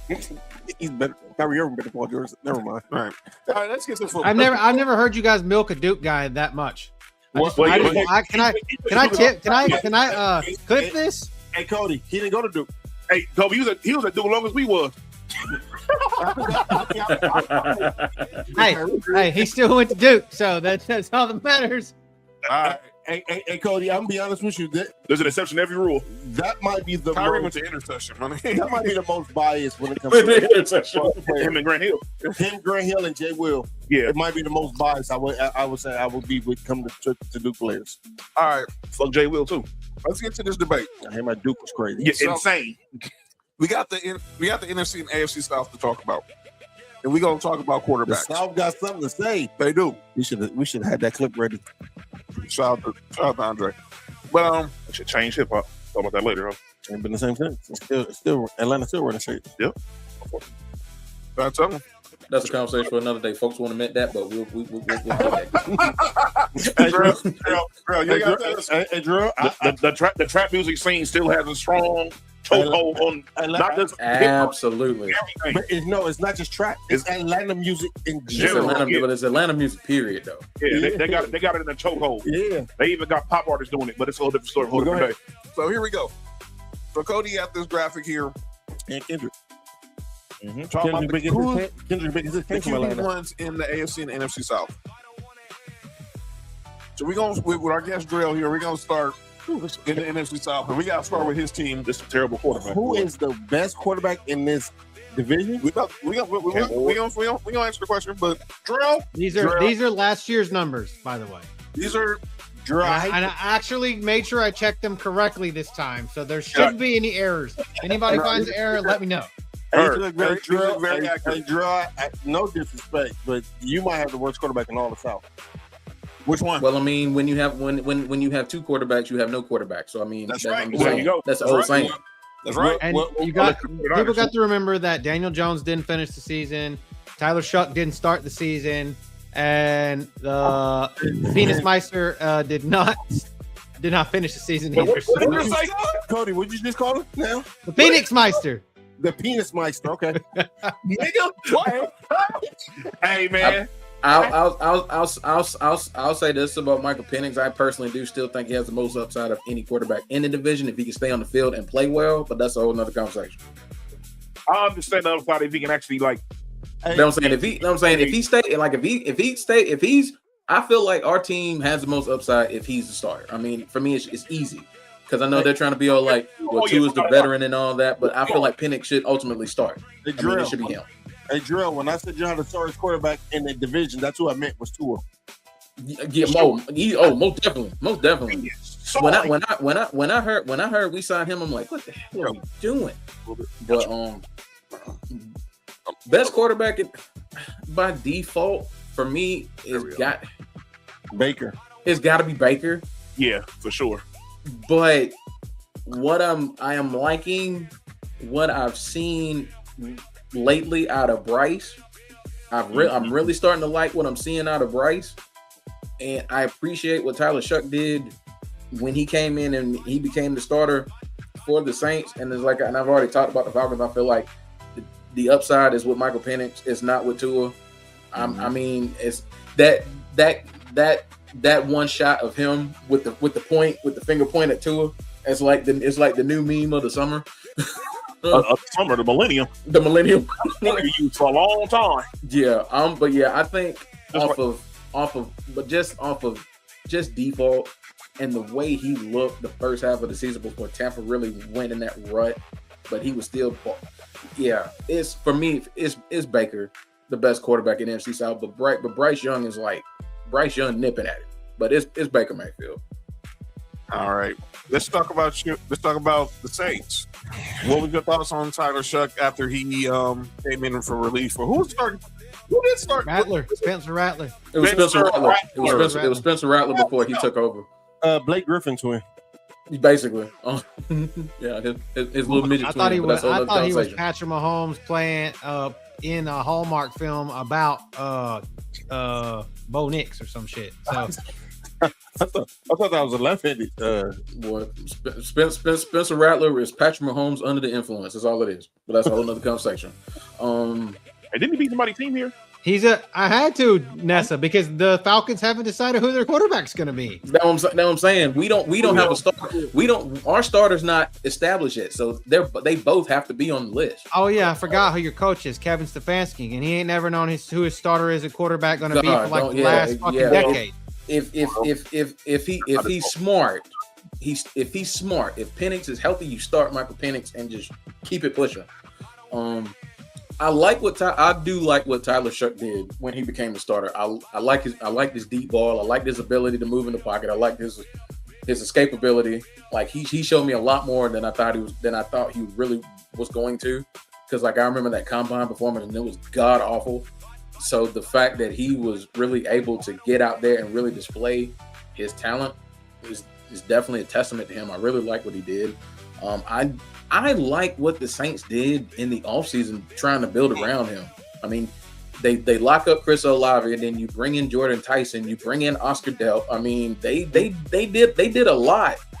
They did a lot for that offense. So I am actually expecting the Saints to really I'm expecting them to do a little more on offense this year. My question with the Saints is that defense. Cam Jordan is still there, but we know he's getting up there. But he wasn't even gonna. He had to resign. He had to resign. He not long ago resigned. So I think he'll take another step this year because like I said, I like the New Orleans front office really kind of wanting to invest in him being the starter and being able to really get some offensive pieces around him, like bringing in Travis Etienne. Nobody's even really talking about that. I love them going out and getting him. So now you have a legit 1-2 with him and Kamara. You have a legit 1-2. So I think Tyler Shuck should take another step. I think he's gonna be good this year. And you know what's crazy, Drill? Mm-hmm. You remember people was clowning the Saints on what they should have drafted Shador instead? I remember. Hey, I was one of them too. I was clowning him for that. And Tyler Shuck, hey, I give it to him. He shut me up. I was one of them saying that. Well, you got to think. Tyler Shuck only played 11 games, and he averaged over 200 and something yards a game in passing. Had he played all of them, like all 17, he'd have had closer to Baker's numbers than what he has now. Yeah. Oh, absolutely. He would have been like. I've seen him already. He might have. Well, 2, 3, 8, offensive rookie of the year. Had he started the full season, was a very winnable. Would have been a very winnable award for him, and he damn near won it in the limited starts he got. So. All right. So. See, let's talk about Bryce Young. So they win the division last year without a winning record, and obviously this was the year he actually took a step forward in that Canales system. And obviously that was that last game of the season. They got the division over Tampa. What's next for the Panthers going forward with Bryce Young? I personally think with the hype they're coming in with in the offseason, they have to win this division. The hype they're coming in with, like with what they did, and they did lose. Now Nick Scorton is going to be a big blow for them, losing him for the season with an injury. But you have Tech McMillan, who was amazing for him. Jalen Coker's an underrated wide receiver, and like he's really good. Xavier Legette for me is definitely has been one of my big disappointments since he came into the league. But I would definitely like to see him take a step. I think with the Panthers, for me, the Carolina Panthers are that team that's like everybody's getting on the hype train about, but it wouldn't surprise me if they missed the playoffs because it's just something about them that I don't trust. I don't know what it is, but it's something about this team that I feel like they're gonna falter at some point, whether it's the defense giving up one too many big plays or Bryce Young going back to rookie Bryce and making too many bad plays and turnovers and stuff like that. But I feel like with them, they have to win this division this year to really kind of justify, all this hype that they're getting. Because you look at how they played the second half of the season, you look at that playoff game as far as they almost put out the LA Rams before they could even get to the NFC Championship game. So they're coming in this season with a lot of hype. I'm expecting. I'm not gonna say Bryce Young isn't gonna. I think he should be a little bit of a better passer. I'm not expecting too big of a rise as far as like him passing the ball, because they're still like a run-oriented kind of team. Like they're focusing on running the ball, play action, setting up that way he can get his guys to rock. Because I think they brought back Rico Dowdle, didn't they? No, he's in Pittsburgh. Okay. So but you still got Chuba and Jonathan Brooks. So I mean, you got a damn good 1-2 punch with Carolina as far as being able to run the rock. So I'm expecting them to still be more run oriented, and just being able to kind of focus on that play action. And like I said, I'm expecting out of Bryce.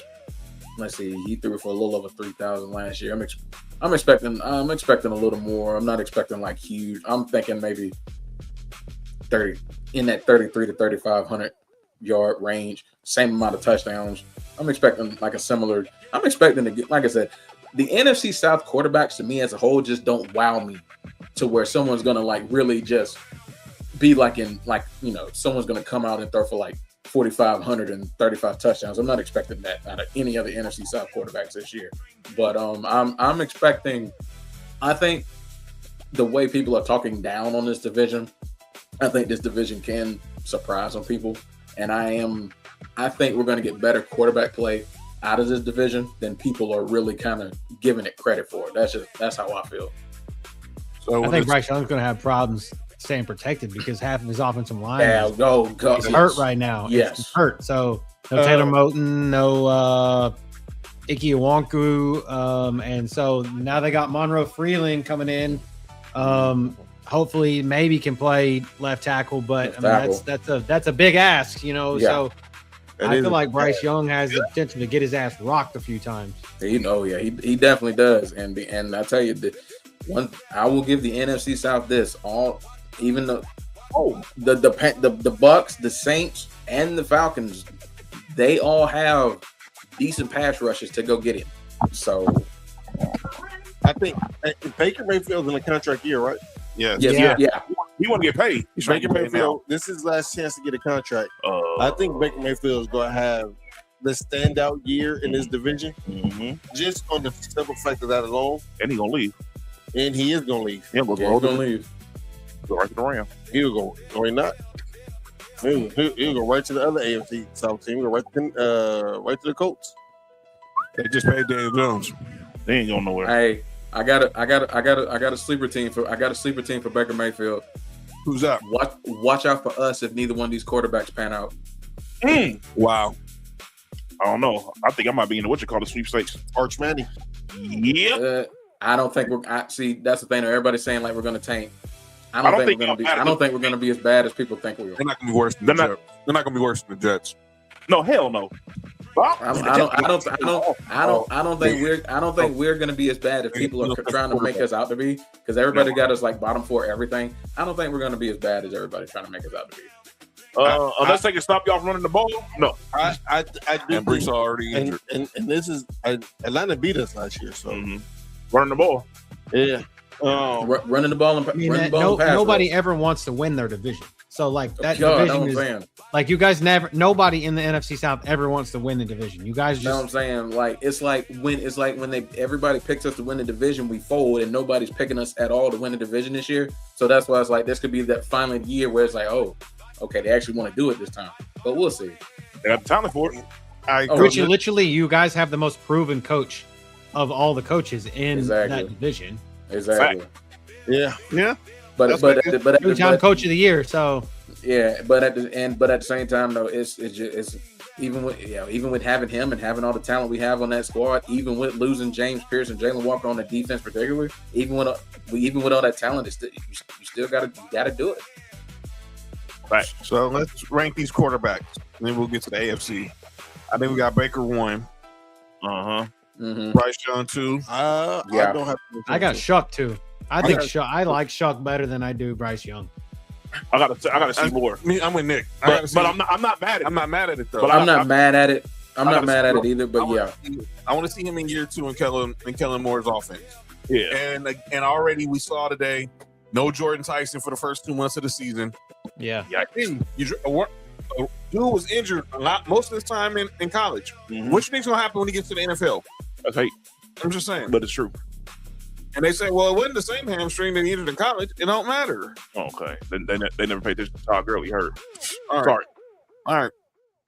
I mean, the Rams knew what was going on because they weren't tripping. Right. They knew he had 4 years on that. He had 4 years on his knee.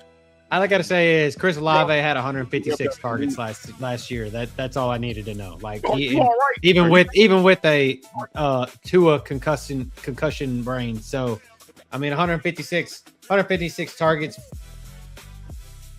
Who needs Jordan Tyson? Oh, trust me, he gonna need him. He's gonna need him eventually, especially if they start bracketing. I know. I'm just saying, He can't get Olave to stay healthy either. That's what I'm saying. But he had 156 targets last season. He led the league in targets. That right there is why I love the Travis Etienne acquisition for them. I love them getting him because, like I said, that 1-2 punch of him and Alvin Kamara. I personally think having to deal with Alvin Kamara as long as we have, it's one of those where it's like it could kind of like rejuvenate him. Because now it's like the burden, like some of that burden's off of him. So I think that Travis Etienne pickup is gonna pay some dividends for New Orleans. So for me, my second quarterback is Tyler Shuck, then Bryce Young, and then Michael Penix. Yeah, Because and Tua is not worth talking about. Yeah, We're not talking about the backup quarterback at this point. Yeah. All right.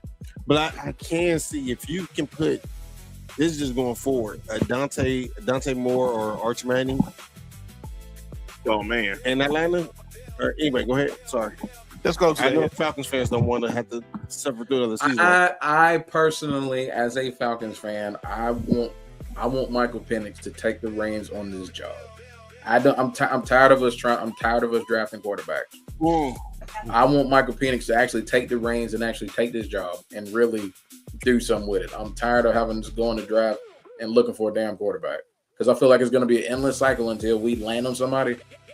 I think we might actually have something with Penix as long as he stays on the field. I think I'm ready for him to just take the reins because I think he's uber talented. So that's just how I feel about him. Hey, Drill.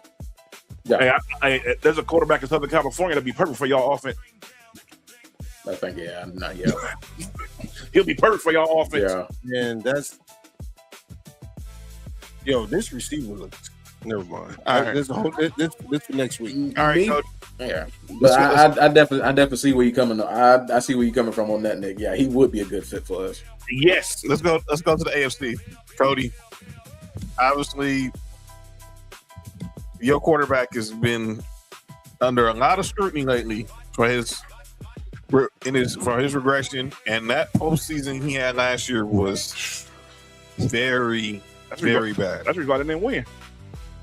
Yeah, it was atrocious. We all thought that Liam Cohen wasn't ready for the job, but he proved it. He beat us.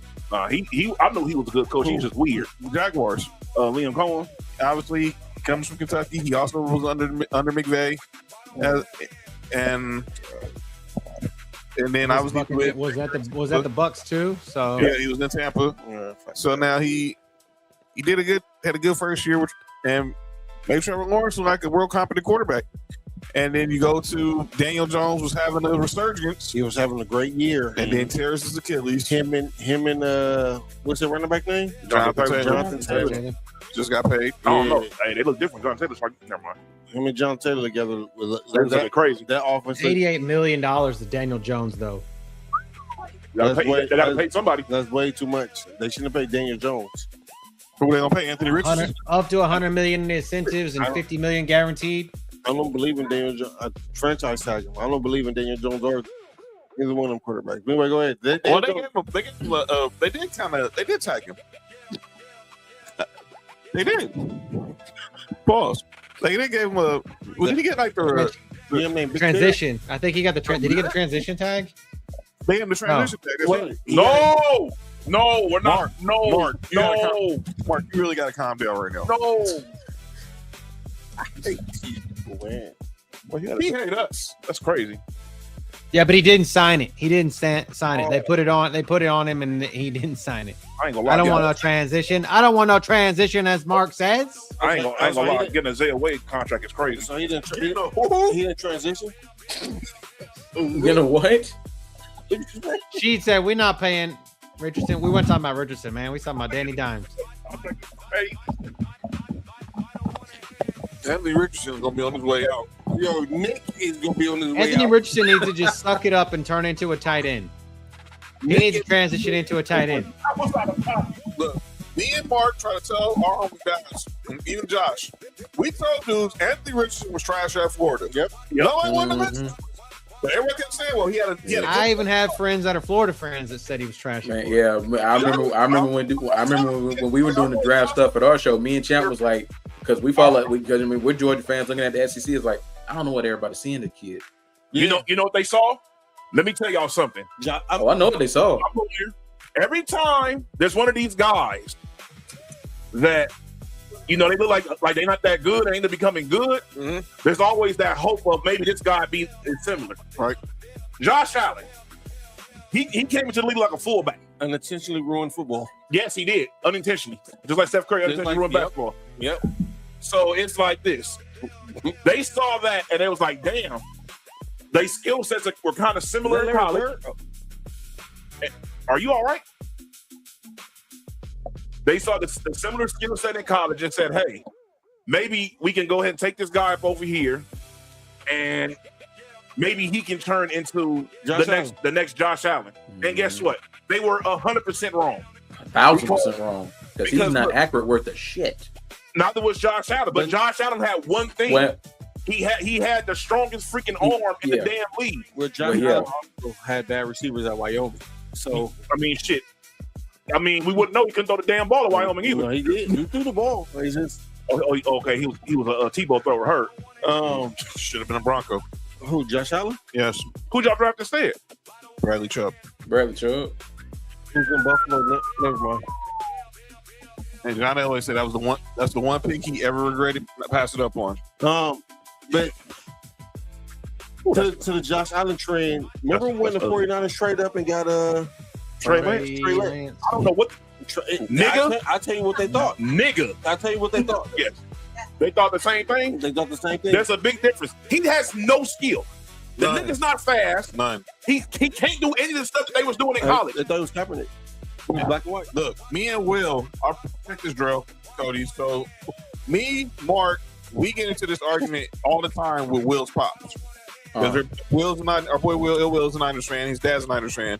Okay. And he calls us stating the case that he felt that Trey Lance didn't get a fair shot. No, he's trash. In Frisco. I'm like, no. He's trash. He just wasn't that good. He was a reach.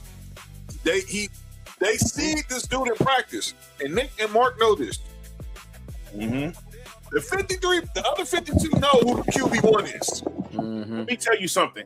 The best thing that ever happened to John Lynch and Kyle Shanahan was the fact that they drafted Brock Purdy with the last damn pick in the draft. Mm-hmm. Because if they didn't draft Brock Purdy and the shit that just look at the people that could have drafted instead of Trey Lance. That's the shit that's killer about it. Yes. If that situation doesn't happen, they are fired and probably never have a job in the league ever again.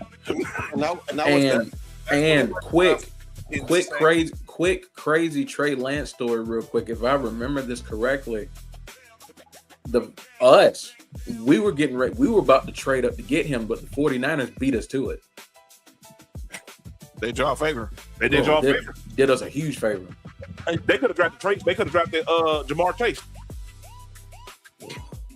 They could have had Micah Parsons. Exactly. I'm just gonna tell you that I can end this whole Trey Lance debate like in 3 names: Carson Wentz, Easton Stick, Trey Lance. That's all you should know. North Dakota State. That's it. Wait, what happened from North Dakota State? I'm just saying I can end this Trey Lance debate in three things, in 3 names: Carson Wentz, Easton Stick, and Trey Lance. Trash. I told y'all Carson Wentz was overrated. Facts. Sorry when he won. Never mind. Dog, the people they could have drafted instead. Why Eagles always win Super Bowls with sorry quarterback? Never mind. Go ahead. Y'all go ahead. They built the whole entire team except for the damn quarterback. Y'all go ahead. Because I'm going to get in trouble with Jalen Hurts again. No, yep. Well, she got a couple more weeks for that happen. That's fucking crazy. That's terrible. All right, anyway, the best quarterback in this division is Trevor Lawrence. Right now, I gotta say it's Trevor Lawrence. Until I see right now you have to say Trevor Lawrence. Are y'all tripping? No. CJ Stroud. It should be CJ Stroud. No. I don't trust CJ Stroud. Y'all wild. No, I fell into this trap once before, and this is not a homer take. I've seen Trevor Lawrence. I've watched Trevor Lawrence, and I was the biggest proponent of Trevor Lawrence about 2.5 years ago. I don't give a shit what Liam Cohen does for him. He was great coming out of college. I will take shitty played playoff performance CJ as long as CJ's head don't hit the turf and bounce and he becomes Tua, which he's a couple concussions away from that because he seems to get one every year or every other. But this CJ Stroud, that I've seen in the offseason is different. It's a different CJ Stroud. I don't know what was. I think last year he let that Micah Parsons going around the world, all that bullshit and fame that he had the year before go to his head, and then he just choked out. And then I was not the biggest fan of the way that our offense was run last year. I was not, because one, we only had one tight end, to be honest with you, and now we have 3 good ones. I mean, Schultz is good, but I love the kid out of Michigan. Mm-hmm. And that kid out of Michigan, the Michigan kid, Marlon. And I think you're gonna see this offense look a lot more like the Rams with the Colby Parkinsons and Tyler Higbees, as opposed to the shit that you've seen from us in multiple years. I'm just afraid now. Jaden Higgins went down hurt today, so that's our wide receiver too. So I don't know. This might be something that we have to monitor, but hopefully, all things considered, he's not injured, and Nico doesn't have to take all the bulk of all the receptions, which he should anyway. But and let's hope that Tank keeps progressing, and Tank Dell is back to form as he was before he got hurt 2 years ago, because dude was so good. But I hope his ship hasn't sailed. But I hope that was gruesome. I'm gonna say this: the Texans have a championship defense for sure.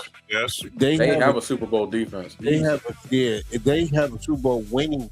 Not just getting their Super Bowl winning. Oh yes, they have a Super Bowl winning. Competent quarterback play and offensive coordinator aside, we should have beat the Patriots. I said before the playoffs started last year, because we would have beat John. Yeah, if CJ Stroud played competent ball, they would have gotten there. Because I didn't think there was no defense on Houston's level going into the playoffs in the AFC. And if CJ Stroud did anything, I think Houston would have got to the Super Bowl. I think so too. Yeah, for sure. I think the Super Bowl would have been out of Houston and Denver. Yeah, no matter what. And I think personally, I think Houston would have went to Denver and beat them, because I always said because my thing is what travels in the playoffs: running game, defense. What we have already in the house. Go ahead, Mark. We have one stop. If we had one stop, we would have went and Denver and beat them too. Anyway, go ahead. Never mind. Go ahead. And you know what I hate about that? Not to go off subject, I hate that happened, because now, oh my God, every single Josh Allen hater is like, oh, Josh Allen cost him all. I'm like, bro, he's had 2 bad playoff games. I'm gonna be honest with you. Even with that bad playoff game he had against Denver last year, they still could have won. He put us in position to win. Yes. Wait till next week. If our defense have one stop, y'all talking about bad QB play in the playoffs. Wait till next week. Who's next? I mean, we did what we did last year with Woody Marks, a rookie, and Nick Chubb with a half a leg at running back. So now we have Monty and Woody Marks coming off his second year. So shout out to Woody Marks. Yeah, y'all. Shout out to Woody Marks. Y'all getting David. Shout out to number 4. Hell of a get. You heard?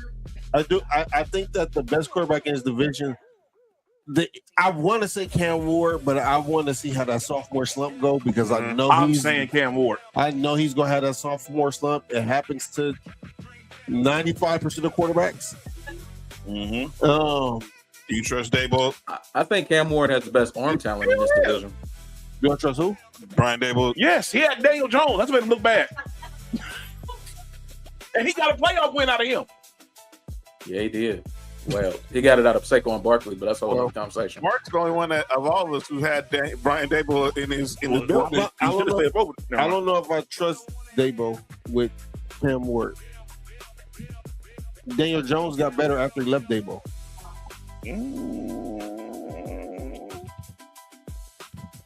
I mean, Daniel Jones got better when he went to Kevin O'Connell. That's what I'm saying. Once he left Daboll, he and this is no shot up. I think Brian Daboll was in the perfect time, perfect position, perfect place with Josh Allen and Paul and Stephon. Oh, crazy! Especially involving him. Especially Stephon Diggs. Yeah, but I think that was the perfect equation for that. I just think Cam Ward is going to have a solid year, but I think it's not. I don't think he'll take the next step until year 3. His offensive line sucks ass. Yeah. Who they running back? Who? Tennessee. Tony Pollard. Tony Pollard. Yeah, nah. I think he'll take a Tony step back. Pollard, and they're splitting carries him and Tajay Spears. Well, Yeah. I'll tell you this as far as Tennessee. I'll tell you this as far as Tennessee goes. Carnell Tate's going to be an offensive rookie of the year candidate. Yeah, I don't disagree. Yes, because he is nice. He is They would've very got him. nice. I love that would have been a big help, and he got one up. They got the receiver. But we'll see when he plays against starting defense. So, Yeah. we'll see. We'll see.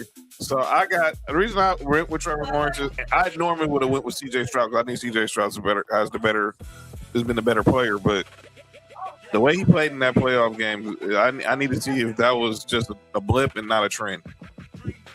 Because Trevor Lawrence only playoff win is against the Chargers. Well, you can't help it.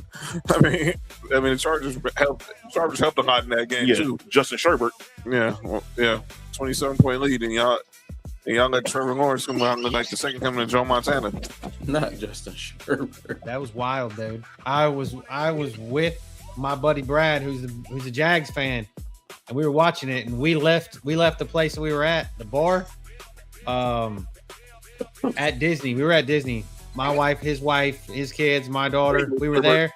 We left that shit at halftime when they were getting their ass kicked, and we left and went back to the hotel. And Trevor Lawrence comes out like sunshine on the fucking Remember of the Titans.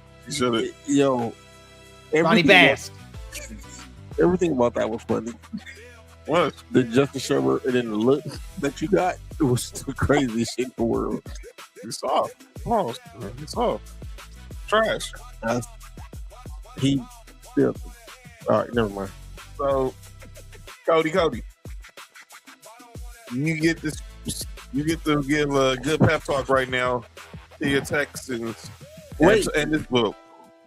Nick, who'd you have as the best quarterback? I got Cam Ward. You said Cam Ward. Yeah, I got Cam Ward. Who'd you say? Bro, you said Trevor Lawrence, right? Yeah, I see. For me, it should be CJ Stroud, right? But he's got to come out guns blazing, ready to go. Trevor Lawrence, for me, I appreciated the way he played, and particularly that second half. Like he went a week 13 through 16 stretch where he threw for 13 touchdowns, no picks. Was actually playing pretty damn near flawless football. So when I look at that, and I look at him how he played in the playoffs, even though they lost, putting up the numbers he did and putting them in a position to win that game. So for me, I got to rank it right now. Trevor Lawrence 1, CJ Stroud 2. I'm tempted. I'm tempted to put Cam Ward 3 in front of Daniel Jones. Me personally, I saw Cam Ward. I think he's got the best arm talent in the division out of all the quarterbacks. Some of the throws that he was making were just quarterbacks shouldn't be making some of the throws that he was making last year. It was ridiculous. And I do like that they gave him a receiver in Carnell Tate who can go out and get some of these balls for him. Will it be enough? We'll see. But I would go, I would go Trevor 2, Trevor 1, CJ 2. I would personally go Cam 3, Daniel Jones 4. All right. As long as we all in agreement that Daniel Jones is the worst quarterback, we all right. Yeah. I'll go. It scares me though that he did what he did in 13 games. Personally, because I'm one of those people that always hate playing the Colts. I don't mind ever playing the Titans or the Jags because I don't feel like it's a trap game. But anytime that we play the Colts, it's a fucking trap game. And for some reason, for years, I have PTSD flashbacks of T.Y. Hilton just torching the fuck out of us. And then you add the fact that even though they had to overpay for him, they bring Alec Pierce back, and you saw what Alec Pierce did in less than 50 catches. So, hey, which quarterback in that division has the most help on offense? The most help? The most help? Yeah, who got the most weapons on offense? Honestly, for me, it's Houston. CJ got Nico. He has. You got Nico. You got David Montgomery. You have Dalton Schultz. Dalton Schultz. You think about Jacksonville. They still got Brian Thomas now. Parker Washington. It's a Colts because they literally have the best running back, top 5 running back in the NFL. It doesn't matter It's literally the Colts. They traded Michael Pittman to the Steelers. They don't have the best one. They have the best running back. That's about it. They have the best running back. They don't have the best collection of And weapons, you don't though. think Tyler Warren? No. Tyler Warren's the best tight end in the division. Oh! I thought you were talking about the running back. Hold on, my fault. No, Tyler Warren. He's nice. The tight end. He is nice. Tyler Warren and Jonathan Taylor are the best running back and tight end in the division. I still think I'm gonna get the edge of Houston. Oh no! Yeah, I'm still rolling with Houston though. I think Houston, from a depth perspective, can just roll out more. I just think from a depth perspective, they just still like. I know Jaden Higgins got hurt. I just think they can just roll out more on the field. Nico is the best receiver in the division. Yeah, without a doubt. Yeah, I'm good. Nico is the best weapon in the division. Yeah, for sure. Who's the best quarterback in all of the South? In all of the South? Oh, probably Baker Mayfield. Gunnar Stockton. Boy, stop. Boy, stop. Not the Southeast Championship, dog. This ain't the SEC. We say that for 2 weeks from now. First of all, you ain't putting nobody in Georgia because y'all say y'all not winning championships. Well, never mind. As long as we got Mike Bobo there, we ain't trying to win a championship. So bubble screen. Bobo, you hurt. Bubble left, bubble right. I'm telling you. The Bobo screen. The Bobo. And he ain't got Zachariah Branch to bail him out on them shits anymore. Yep, man. Never mind. Hey, you ain't got to tell I ain't us gonna say nothing about him. You already know, Mark. It's gonna sound like hate. I think Baker. I'm gonna go Baker. Wait, what? Baker's the best quarterback in Oh yeah, for sure. Out of these two divisions. Yeah, no doubt about it. I agree. CJ. Then I'm going Bryce Young. I have Baker. I'm just going with my gut instinct. I'm gonna say Baker, CJ, Tyler, Cam, Bryce Young. Wow, you taking Tyler over Trevor Lawrence? I'm not a fan of Trevor Lawrence. I don't think Trevor Lawrence is that good. I don't think he was that good in college. I agree. I'm gonna keep it real. I don't think he was that good in college. I think the best we seen of Trevor Lawrence was last year. Yeah, for sure. Or the year they beat the Chargers. What is it? 20 points? 27. What happened? The comeback 2.0. Oh, yeah. We talking about Sherbert and Company. Yeah. All right, ladies and gentlemen. Baskin Robbins. That is our debate for the night. So let us know. Coming in a couple of free Master Debaters on X and Instagram. Who y'all think the best QBs are in the South, in the AFC, and the NFC? Next week, we conclude our two-a-day. We're going to keep talking two-a-days on Friday, but next week we'll conclude it with the West and the best running backs. Y'all should have drafted. Yo, where the hell did Nick go? Y'all should have drafted a project number 5. Yo, did Nick just crazy? Just think about this. CJ Stroud. There's 2 guys drafted here in the same draft, 1 and 2, and in the one that took his job should have been at 5. What? Say what? Think about that. Bryce Young, CJ in the same draft, and Anthony Richardson that should have been on it. He should be on this graphic, but he's not. Well, Anthony Richardson was sorry as Florida. We told you Anthony Richardson was trash for Florida. I know this because Tennessee's. Well, let me shut up. Oh, and I'm gonna be a homer. I'm gonna say CJ's the best quarterback in the South. I'll take a homer. I mean, I actually like Baker Mayfield, but we've seen Baker Mayfield implode, and this could be that year that he implodes. He does really well, or he implodes. There's no middle ground. There's no this shit right here that we're seeing right now. There's no middle of the pack quarterback play here. This is either I'm going to be at the top like I really was, like in my prime, or I'm imploding. Yeah. I can kind of see that he's either going to be like a top 3-4 MVP candidate, or it's just going to, or the Bucks are going to go like 5-12.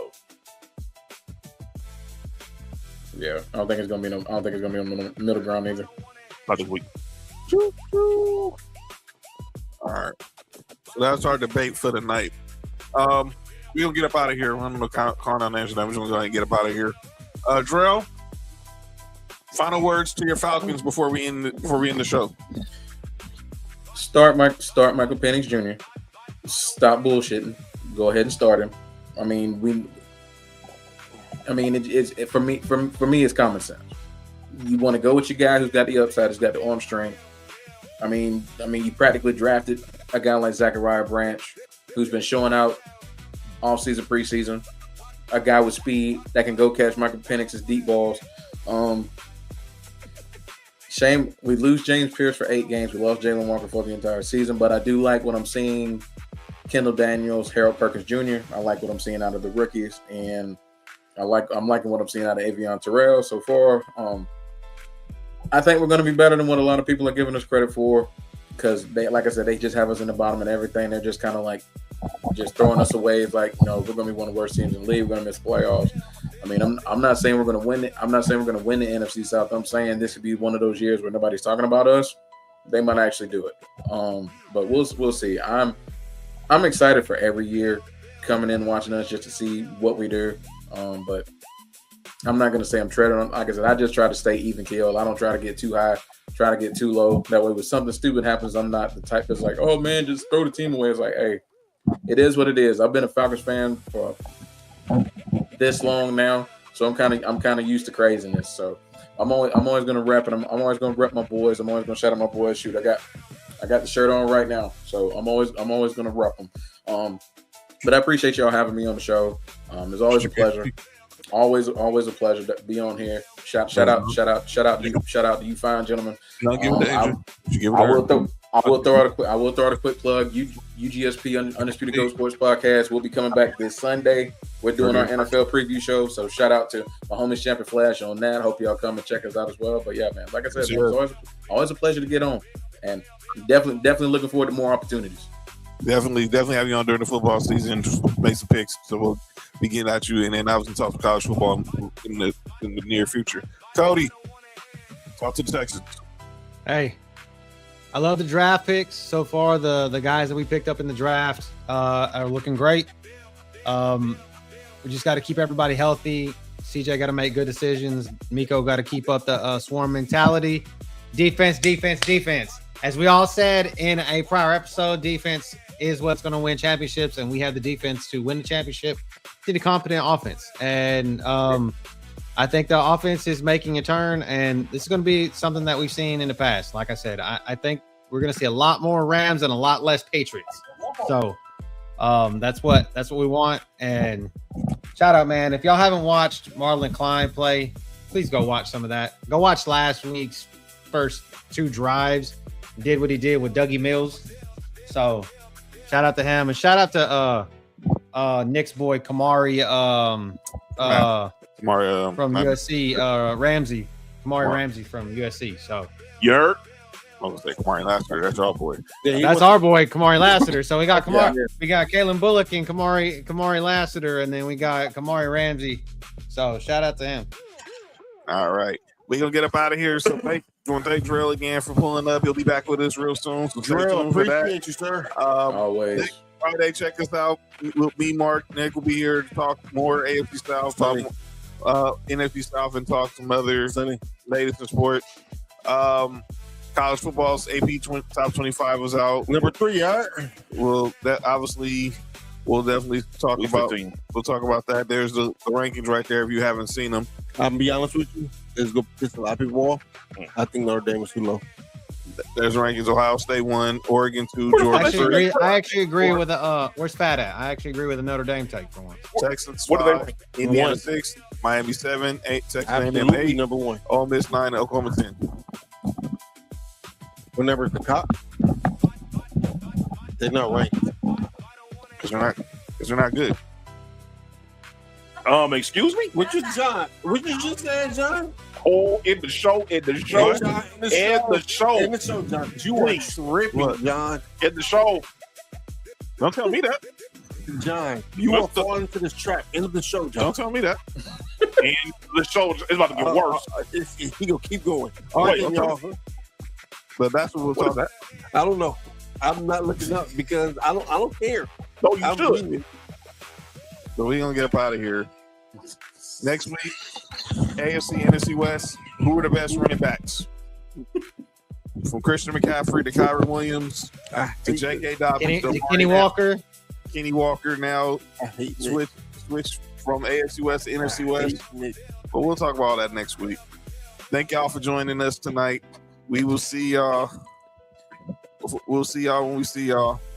This has been Master Debaters. I'm John. I hate Nick. That's Mark. I hate Nick. That's The rails have come off, everybody. That's Cody. And that's Big Drill. Y'all don't Peace understand out. why I hate Nick. We stay lit. If you want the truth, come take your seat. Join the debate. Bring the heat.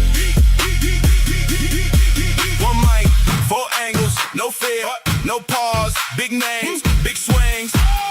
That's our cause.